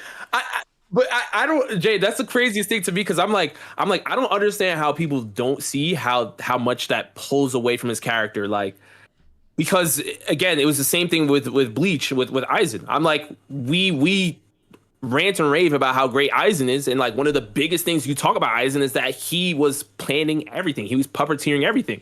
And you're like, wow, Aizen was such a dope villain because he drew the entire thing up. And I'm like, okay, cool. Let's look at Naruto now. Kaguya drew the whole thing up. Oh, Kaguya sucks. And I'm like, but y'all love Aizen for doing the same thing. So I'm like, to me, I'm just like, I don't know. Right, well, that's just me though. Kaguya is in You Blow My Mind. So that's so I don't know where you going with this, but just know where you got Kaguya, man. Like, what are we actually doing, bro? Rob, what are we doing? No. All right, let's be honest. Jay, if we want to say that Kaguya wasn't on screen for most of the series, I'm with you 100%. 98% of the series, she was not even a figure mentioned by the Sage. Didn't even mention her. Right, and because of that, I'm with you. I'm with you in terms of you could play the saxophones because she wasn't really there. But let's just make sure we be careful, because we are One Piece fans, and as One Piece fans, we have to respect the off screen. We know all about what off screen means. You know what I'm saying? And a lot of the stuff that we ended up seeing in Naruto, we found out that Kaguya drew the play up also she can be released and come back outside. And it succeeded. Kaguya drew the play up and said, all right, Black Zetsu, you're going to finesse the world all for me to come back and be unsealed. And it happened. Kaguya came back. So for me, I'm like, as a mastermind, Kaguya, you have to say Kaguya is one of the greatest. But we didn't have a lot of screen time with her, which is why a lot of people don't like her because they're like, she was never there. But what she did in the series, you have to look at all the evil stuff that Madara did, all the evil stuff that Obito did, whatever, the Akatsuki in general. You have to look at it and say, Kaguya literally drew this play up for this exact moment in history. Like, she is the reason why this happened. The reason why Jiraiya is dead. The reason why Madara did this and killed whoever. And like, that is Kaguya, you know? And it's crazy. It sucks to say, but it you know, it does tie into her. It does tie into her character. I would say that, but it doesn't make her a good villain. And it's like it's because to me that's just Mickey Mouse, right? It's Disney Channel because it's like Black Zetsu was barely a figure in the story, and so was Kaguya. So as a viewer standpoint, I'm not gonna feel no villainy from Kaguya ever and saying, "Oh, it was me the whole time." It's just like, well, the "it was me" gimmick the whole time is like, it works for Dio because Dio was always there. Somebody said, it was me, Dio. That works. It was all Dio to start off with. You didn't know, but you saw Dio. We ain't seen Kaguya. So the audience has no attachment to Kaguya at all. So for me, it was the same way we blame Kishimoto for Madara. Kishimoto failed with Kaguya. I would say that loudly, I will say it as loud as the saxophones are. Kishimoto failed with Kaguya. It was a failure. It was an abject failure. Even in getting rid of her was crazy. The sexy jutsu nonsense. Why are you getting stun locked by Yeah. Listen, I'm with you. Hey, Jay, listen, I'm with you. I know Chad's coming at me right now. I'm with you, but I'm just making sure we understand what we doing because we gotta be consistent. We gotta be consistent. Yo, the off-screen thing is a real thing, bro. You know, so I love off-screen. I'm a Blackbeard fan. We live in off-screen. We living off-screen. But she ain't got off-screen like Blackbeard. I'll tell you that. So I don't know. Play them saxophones, brother. Yeah, just get her out of here, man. Like, get her out of here. Get out of here, man. Her being in saxophones is a compromise. That's the compromise I'm making. Cause so, hey, man, look. So let's move on to, because we ain't even got that much time. Okay, let's handpick some. Let's not do Grimchild, although Grimchild was cool. But let's go to Aizen. Where are you throwing Aizen? We're gonna do Aizen and Uwatch. Where you got Aizen? Him. I agree. Without question. Question. That's Ukiora. So yeah, because we're doing a speed round now. So let me know, like, just Ukiora. What are you thinking of him? Because I don't want to miss him. He was actually worth it. Ukiora, to me, I probably would put him in We Like Him. I'll probably say We Like Him. Again, I did like his theme song though. The guitar was fire. Hey boy, that guitar was cooking, boy. Yeah, he was very dangerous. But I feel like, again, he had to answer to another big bad. And not saying that pulls away from his character too much, but I just feel like there should be a little bit of separation between Ukiura and Aizen for me. Aizen had, he contributed a lot more coming from, the Soul Society type of things and then going into Wako Mundo and kind of building this entire operation together. So to me, I'll give a little bit more credit to Aizen, but Ukiura did his thing as like a number, I believe he's number 5 Espada. I want to say, or 4. No, Noitra was 5, right? So he's 3. What Harabel was 4. No, he was 4. He was definitely 4. He was 4. Harabel was 3. And then Baraga was 2. Stark was 1. Yeah, Stark was 1. Yeah. He was 4. And then Nell was the former 3. Yes, Nell was the former 3. Yuhaba. Did you read the manga? I didn't read the manga. Not for Bleach. Oh, so you don't know. Okay, how do you feel about him now, currently? Let's just say that. I won't give you any spoilers. So for me, I definitely think he's a very, very dope character. He's dangerous. He's very, very dangerous. We're talking a different type of scale, right? We're going into Squad Zero. We're now talking about the Soul King, and these are the like we got to understand the way he got Yamamoto out of there. He had Yamamoto fighting a doppelganger. You know what I'm saying? It made him waste his Bankai and then said, all right, now that he's weakened, let's go in there for the kill. So there's a little bit of Blackbeard in there too. Like that, I feel like Blackbeard would do something like that. You know, oh, you waste your alt on fodder, and then when I get in there, I'll finish the job. Like, so to me, I'm like, yeah, he's devious. Now I know more people love Aizen more than Yuobak, but I feel like it wouldn't be wrong to put him somewhere close. So I would probably say like the top of He's Cold, because I do want to, see like the last part of Thousand Year Blood War. But yeah, man. Yeah. I would put him at He's Cold because I do love Yuha as well. But yeah. I'll let you finish Thousand Year Blood War and you let me know how you feel. Yeah, I gotta finish it. So I'll definitely put him. I love Yuash. I think he's a great villain. So when I was really into My Hero, I loved Stain so much. I don't know if you remember Stain, but Stain was such a good villain. Like, I love Stain. What do you think of Stain? I'm in complete agreement with you. Stain the hero killer. It's in the name, but we understand his view on how he looked at All Might. And I feel like it kind of completed his character in the fight against All For One, which is less of like a villain thing, but I guess with that kind of, because Stain kind of totes the line of like whether he's full on, like he's a full on villain, or if he's like an antagonist too in that aspect. Which is why I'm kind of like that's where I'm battling in my mind right now. Okay. What do you think? Fully? Like, do you think he's more of like a villain or more of an antagonist? It seems more like an antagonist. It's kind of like one of those people that are definitely villains, but their ideology, you think it can be construed as it comes from a noble place, but he is a villain, right? So he's definitely a villain. I would call him a villain. And now I didn't watch what he did later on in My Hero, but I mean, I would put him in the same tiers like Zabuza. I'd have him there. Okay. Yeah. I don't know where you'd have that's fair. That's fair. Yeah. That's fair.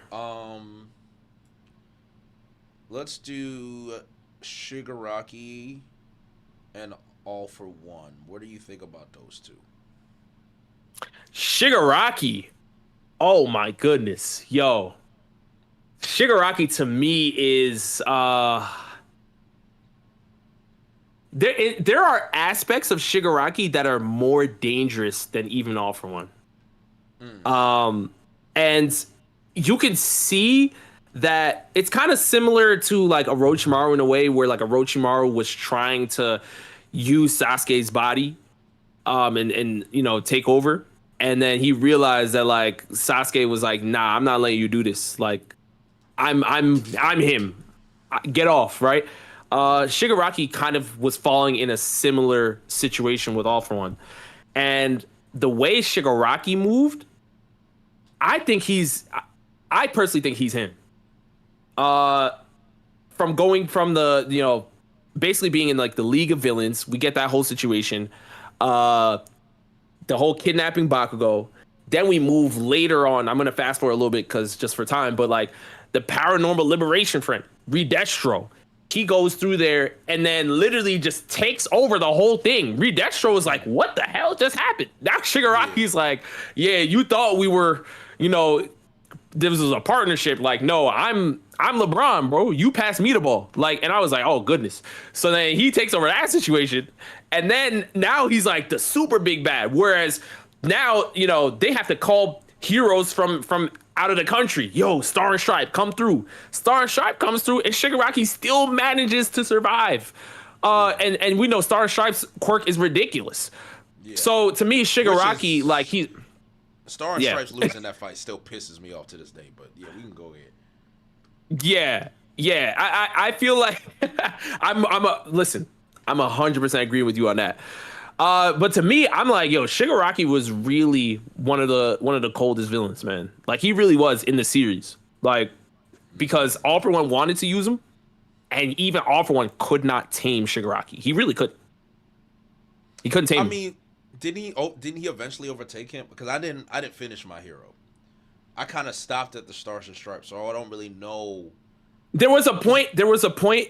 There was a point in time, but then Shigaraki, like, was still separate. Like, he separated himself, and it came to a point where Deku and Shigaraki had to fight at the end. But it was like, it was literally all hands on deck. When I mean everybody was like, "Yo, we have to." Shigaraki's the final. We have to stop him.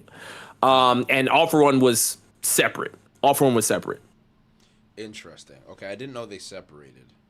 Yeah, it took when I mean everybody, bro, I mean everybody. The previous users of One For All, like literally everybody had to come through. Like that's how dangerous it got. Which again, you didn't really fully expect from watching My Hero. You always thought like, all right, it's gonna be All For One, it's gonna be All For One, but like Shigaraki was him. In My Hero, he really was. Interesting. Okay. Because I really liked Shigaraki up until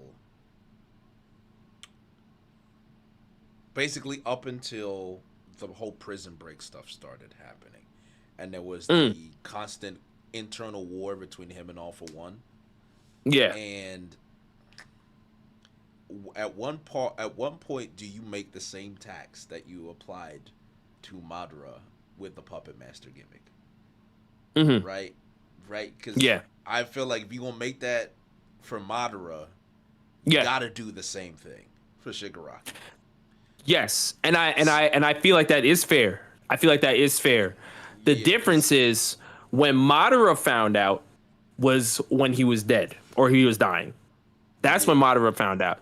Shigaraki, I feel like, is a similar. He's closer, in my opinion, is closer to the Orochimaru Sasuke thing than a Kaguya Madara, in a sense that, Orochimaru was playing, and he was kind of like he was playing on the evil parts of Sasuke, so he can make him more powerful, add the curse mark to him, make him more dangerous, so that way he can go through and then take over his body, All For One was kind of doing like a similar thing to Shigaraki in a sense, and Shigaraki was like straight up was just like, All For One, no, I'm him. Give me the ball. Literally saying that to All For One, you know what I'm saying, who we think is the big bad. He eventually was like, no, kicked All For One out, So to me, I'm like, Madara, if Madara had an opportunity, in my opinion, if Madara had an opportunity to like kick Kaguya, he Kaguya, he would have done. But that's what I'm saying. But it never panned out that way because he passed. He passed in that instance. Like the minute he found out, it was like, oh dang, like I'm a puppet and now I'm dead. Like Shigaraki had a chance to finesse. He had a chance to fight back.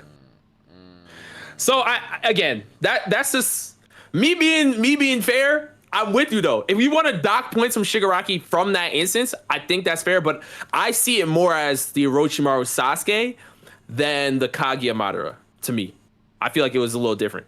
I don't disagree with that. Kaguya, yeah. I don't know where I stand.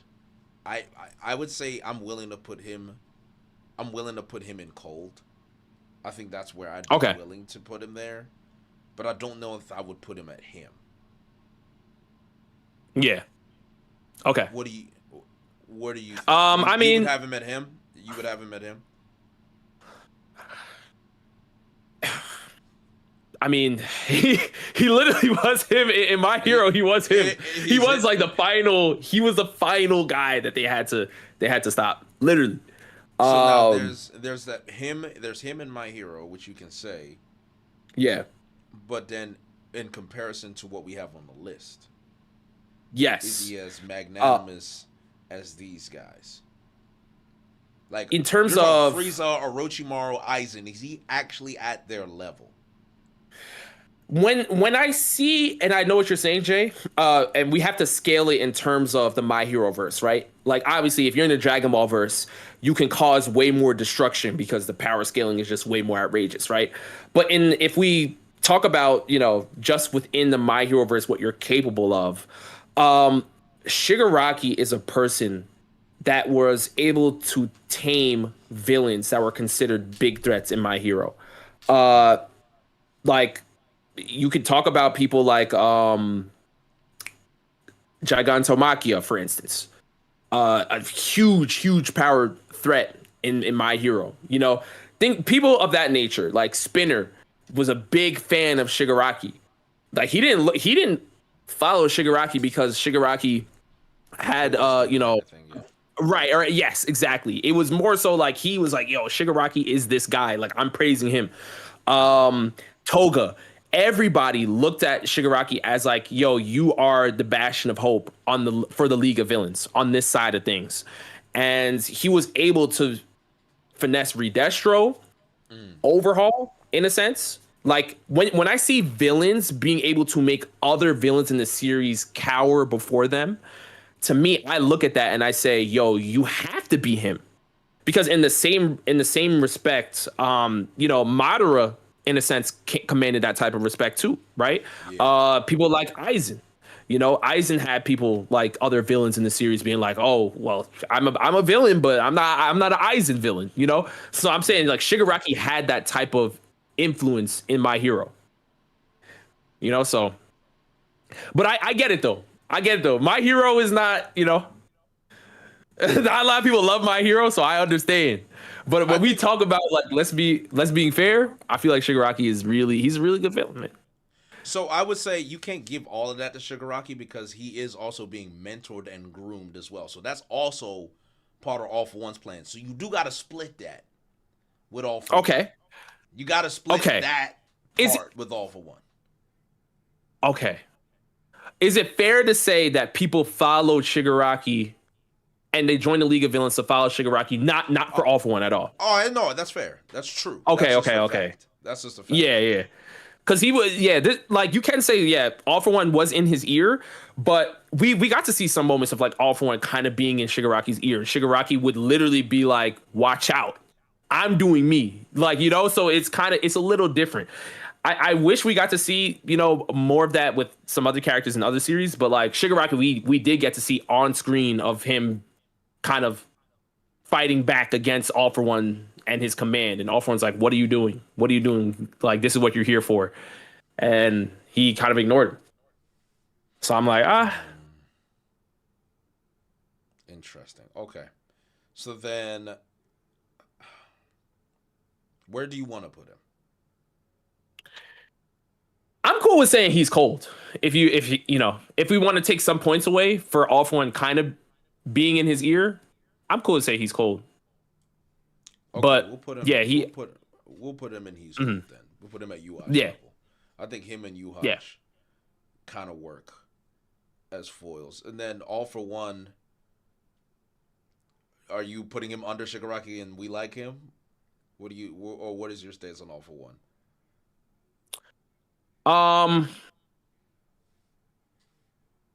As a villain, I think if we're talking about just his mindset in general, he is definitely very evil. He's somebody that kind of just looked down on people, like in a similar light to how Doflamingo loved to kind of just look down on people, and because he thought like, you know, he was better and he wanted to be the perfect guy. All for One was also kind of in that same light where he just looked down on people. But I feel like what kind of stunted him as a villain is that he felt for whatever reason, he felt like he needed to have his brother like be with him or co-sign what he's doing, or like, and to me, I'm just like, I don't think, like, imagine Frieza being like, yo, Cooler, like, I'm evil, but like, yo, you gotta agree with me. Like, I need you here with me doing this stuff. Like, before I blow up this planet, Cooler, is it cool if I, like, I feel, you know what I'm saying? Like, for me, I'm like, I felt some of that from All for One, which is why I'm like, and obviously his brother would never tap in with him. But to me, I feel like that kind of separated him just a little bit. Whereas like Shigaraki, yes, he tried to take over Shigaraki, but like Shigaraki at some point, like he was, because of his backstory. And I don't know, were you able to see Shigaraki's backstory? Yes, I loved his backstory. Yeah, his backstory, Shigaraki's backstory is so fire. So to me, as a villain, like I feel like Shigaraki had like a lot more in terms of like, you know what, I hate the world. I'm wallowing in my own self pity, and I want the world to like suffer destruction because of this. Versus like All for One, it was more so like the classic go like battle between All for One and All Might. That was still kind of there, but that was kind of like, you know what, you guys are in the older generation. Like, All for One still trying to fight and say, you know what, I'm still in the league. You know what I'm saying? Like, I'm LeBron, but it's like, yeah, you LeBron, but are you Miami LeBron or are you the Lakers LeBron? Like, are you, like, what year are you in your... What year? You know what I'm saying? Like to me, I'm looking at it and I'm like, So, I don't know. To me, I wouldn't put him on the same level as Shigaraki. I personally enjoy Shigaraki more as a villain, but if people disagree, or if you disagree, then we could put him wherever. But I think Shigaraki's a better villain in My Hero. I mean, I think so too. I mean, yeah, I'm gonna defer to you because I really never cared for All for One. If I'm gonna be frank, so you let me know what you're feeling, and we can put him wherever. We like him. We like him. We'll put him right there. So I think we got about 10 minutes.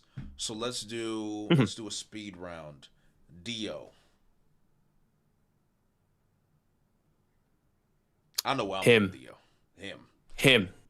No questions. No debates. You don't even transcends the series of just like just no, bro. Dio's toxic.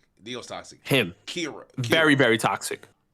Kira, in my opinion, I love him as a villain. I'll put him either at like the bottom of him or the top of He's Cold. I'm willing to put Kira He's Cold. Okay. I really enjoy Kira as a villain. Kira's a great villain. Really good villain. So that's what I'm saying. Yeah. He was literally a serial killer. That like yeah, he's for sure. Literally a serial killer. Let's see. We don't have to do Diavolo or Pookie, even though I love Pookie. But let's go to some more well-known. Ooh, Hisoka. It's so funny because it's like you want to call him an antagonist, but he's a villain, man. Hey. He is. He is a villain. But he's also like a wild card. I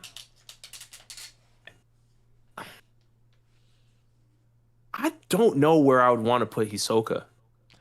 I would put him at He's Cold. Well, I would put him at He's Cold. Okay, let me hear why. Hisoka, it's like you never really know what he wants to do. He's doing whatever he wants. But wait, have you read the manga? I'm not up on it. Like I've read like slightly, but have you seen Hisoka versus Crollo?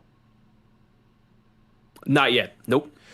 Okay. Because I held up. The thing is this, but the thing is this. I know about it and I know it happened, but I stopped. I wanted to read the manga and I stopped myself from reading because I was like I had hope that the anime was going to come back, so I stopped myself from reading it. But I haven't to tap back in. Yes, and I heard that as well. Because I heard that as well. What he does is after. Do you know what he does after the fight? I believe I was spoiled on it, but I don't fully remember. It's no point. It's not worth it. It's not worth it. Yeah. Then. He's a villain, and it's like it's a case of if he decides I'm gonna kill somebody, he's going to kill them. Like that's what Hisoka is. He just decides he's going to kill Gon. He's just waiting for the meat to be tenderized in the right way. He's looking at a steak and said, "It's only rare right now." But I like mine medium. I need to wait a little bit, which is crazy. We should only eat steak medium rare. But still, there's that. And it's like, think about what he did to Goto, right? Yeah. You love Goto, but Hisoka executed that man. Like he absolutely, bro. Nah, man. Hisoka's just he's cold. Bro. Because there's nothing wrong with him. There's nothing bad about Hisoka either. So that's where I'd put him. I'd put him in He's Cold. What say you? I'm with you. Like I said, if you're going into manga, like I'm not too knowledgeable on that, but from what I've seen, He's still cold. Yes. Yeah. He's still cold. Exactly. That's what I was gonna go to. So yeah. Could do Crollo, but let's not do Crollo. Getthrough's funny. I got a soft spot for Getthrough because he's toxic, man. Getthrough was toxic in Greed Island. But let's go Meruem. I know. He blew up Gohan's arms. Yeah, that was a Meruem. You putting him in him? Yes. Okay. Yes. That's him. No question. What about I feel like Mahito is a really toxic villain. He is. Like in terms of villainy, I think he's like the worst person alive. Actually, he's an awful dude. Yeah, he's terrible. I probably would put him in He's Cold just because we need to separate the King of Curses. I agree. But like that has to happen. And Sukuna, so you putting Sukuna in him? You putting him? Yes, without question. Without question. Okay. Kenjaku low key too. If you Kenjaku's up there, but I'd say yes. Kenjaku right now? Yes. Did you read the manga? Yes. Yeah, I read all of JJK. Okay, but how it goes out though, I don't know. I wouldn't put him in him. Nah, how Kenjaku goes out is crazy. Oh, Kenjaku goes. He didn't even finish his plan. Like it just kind of went away. Like nah. Yeah. Bro, nah. But all the stuff he did before that was cold. All the stuff like, he did before that, but yeah. it's just like, what's the point of having such a meticulous plan for it to fall apart like that immediately? Like, bro, like nah. Like, bro got packed up by a comedian gimmick. Like, nah. Yeah. Nah. Crazy aura loss, dog. I mean, like, nah. But I mean, he's also. I mean, who he? But I know. But Takaba's. What is Yo, stop. We're done. We're not even ranking him for that statement. We're not even doing it. He's like, you one of them ones. Jay, that's not a Takaba upscale. Yes, talk about upscale, but we're not doing that, dog. He said he wanted them. All right, fine. Attack on Titan is weird because everyone's kind of a villain and not a villain in Attack on Titan, so we don't have to go there. I haven't finished Yu, so that's fine. One I want to do King Bradley. King Bradley from FMA. That's him. Fury King Bradley is him times a billion. Like, nah, man. Yeah. He's in there with Frieza, Dio, like, bro. King Bradley, bro. Yes, I completely agree. Get Fury King Bradley at the top, man. Yo, they got Oikawa as a villain, bro. Look at this nonsense. That makes no sense. Yo, why is Oikawa here? Yo, oh my God. This is so crazy. Okay. Yeah, that's Kageyama's mentor, man. Stop playing. Let me stop. Stop playing. Okay, here's a good one because I never finished Black Clover. Who's saying Bradley over Madara? Yes, Bradley over Portia. Have shame. I know you. Portia, I ain't seen you in years. Anyway, sorry, I lost my mind there. What about Light Yagami? Because he's definitely a villain. Where are you putting Light? Light to me is technically he is one of the greatest villains in anime. The way he was able to kind of finesse and stay alive while having somebody like L on your back. You have to give him some credit to that. And once anybody, because remember, we just talked about a character that felt they had a god complex in an L. Light, similar thing. He felt like he had a god complex. Or he did have a god complex, I should say. So he was just, bro, he killed everybody. He killed his own dad. Like, yeah, bro, he's shot. He's evil. Pure. He's evil. Pure. Yeah. So where are we throwing him? He's cold. We like him. He's him. What do you? Honestly, probably him. Because I'm thinking about all the stuff he did. All the stuff he did. He Light would stop at nothing. The fact that he said, Misa, you get the Shinigami eyes, took part of her lifespan so he could have extra eyes to get people's names. He was sick. Then he had you gotta be. There's no, like, how does the guilt not feel like, you know what I'm saying? Like Misa went from having a full life ahead of her to now having like, oh, you have like 10 years left to live. and Light is just like, hey, that sucks. What's his name? That's it. Like, yo, LOL. you know what I'm Like, yeah, saying? that's right. Yeah, man. Yeah. Yeah. Okay. We'll do. I guess we could. Well, okay. But like Chainsaw Man, people don't know that yet. Did you read the manga for Chainsaw Man? I haven't read the manga. Then I'm all up on the anime though. Okay. Yeah, I haven't read the manga. We're not doing that one. I would do Demon Slayer, but again, like, I mean, yeah. I think we might. I think I might be good. I can't. There's not anyone else that I really want to rank out of here. Yeah, I mean, you could put As Death and Cold. I mean, it fits her thing too, but As Death should be in there for sure. I'm a little compromised because I had a big crush on S Death, and I have issues. So that's like, Yeah, that, you know what I'm saying? Like, I'm just compromised. I'm compromised. Man, that's. Hey man, yo, she was toxic though. She, for what she was in the story, she really was like, she's a demon. Like, she was an immovable object, basically for the entire show until the end. She was an immovable object. So I'm cool. I'm cool with putting her in gold. Yeah, I'm cool with that. Okay. So I think this is a perfect time, Rob. I know you gotta get ready for Evo, so we're definitely at that time now. It's like 10:30 my time, so it's like, what time is it? 7:30 your time?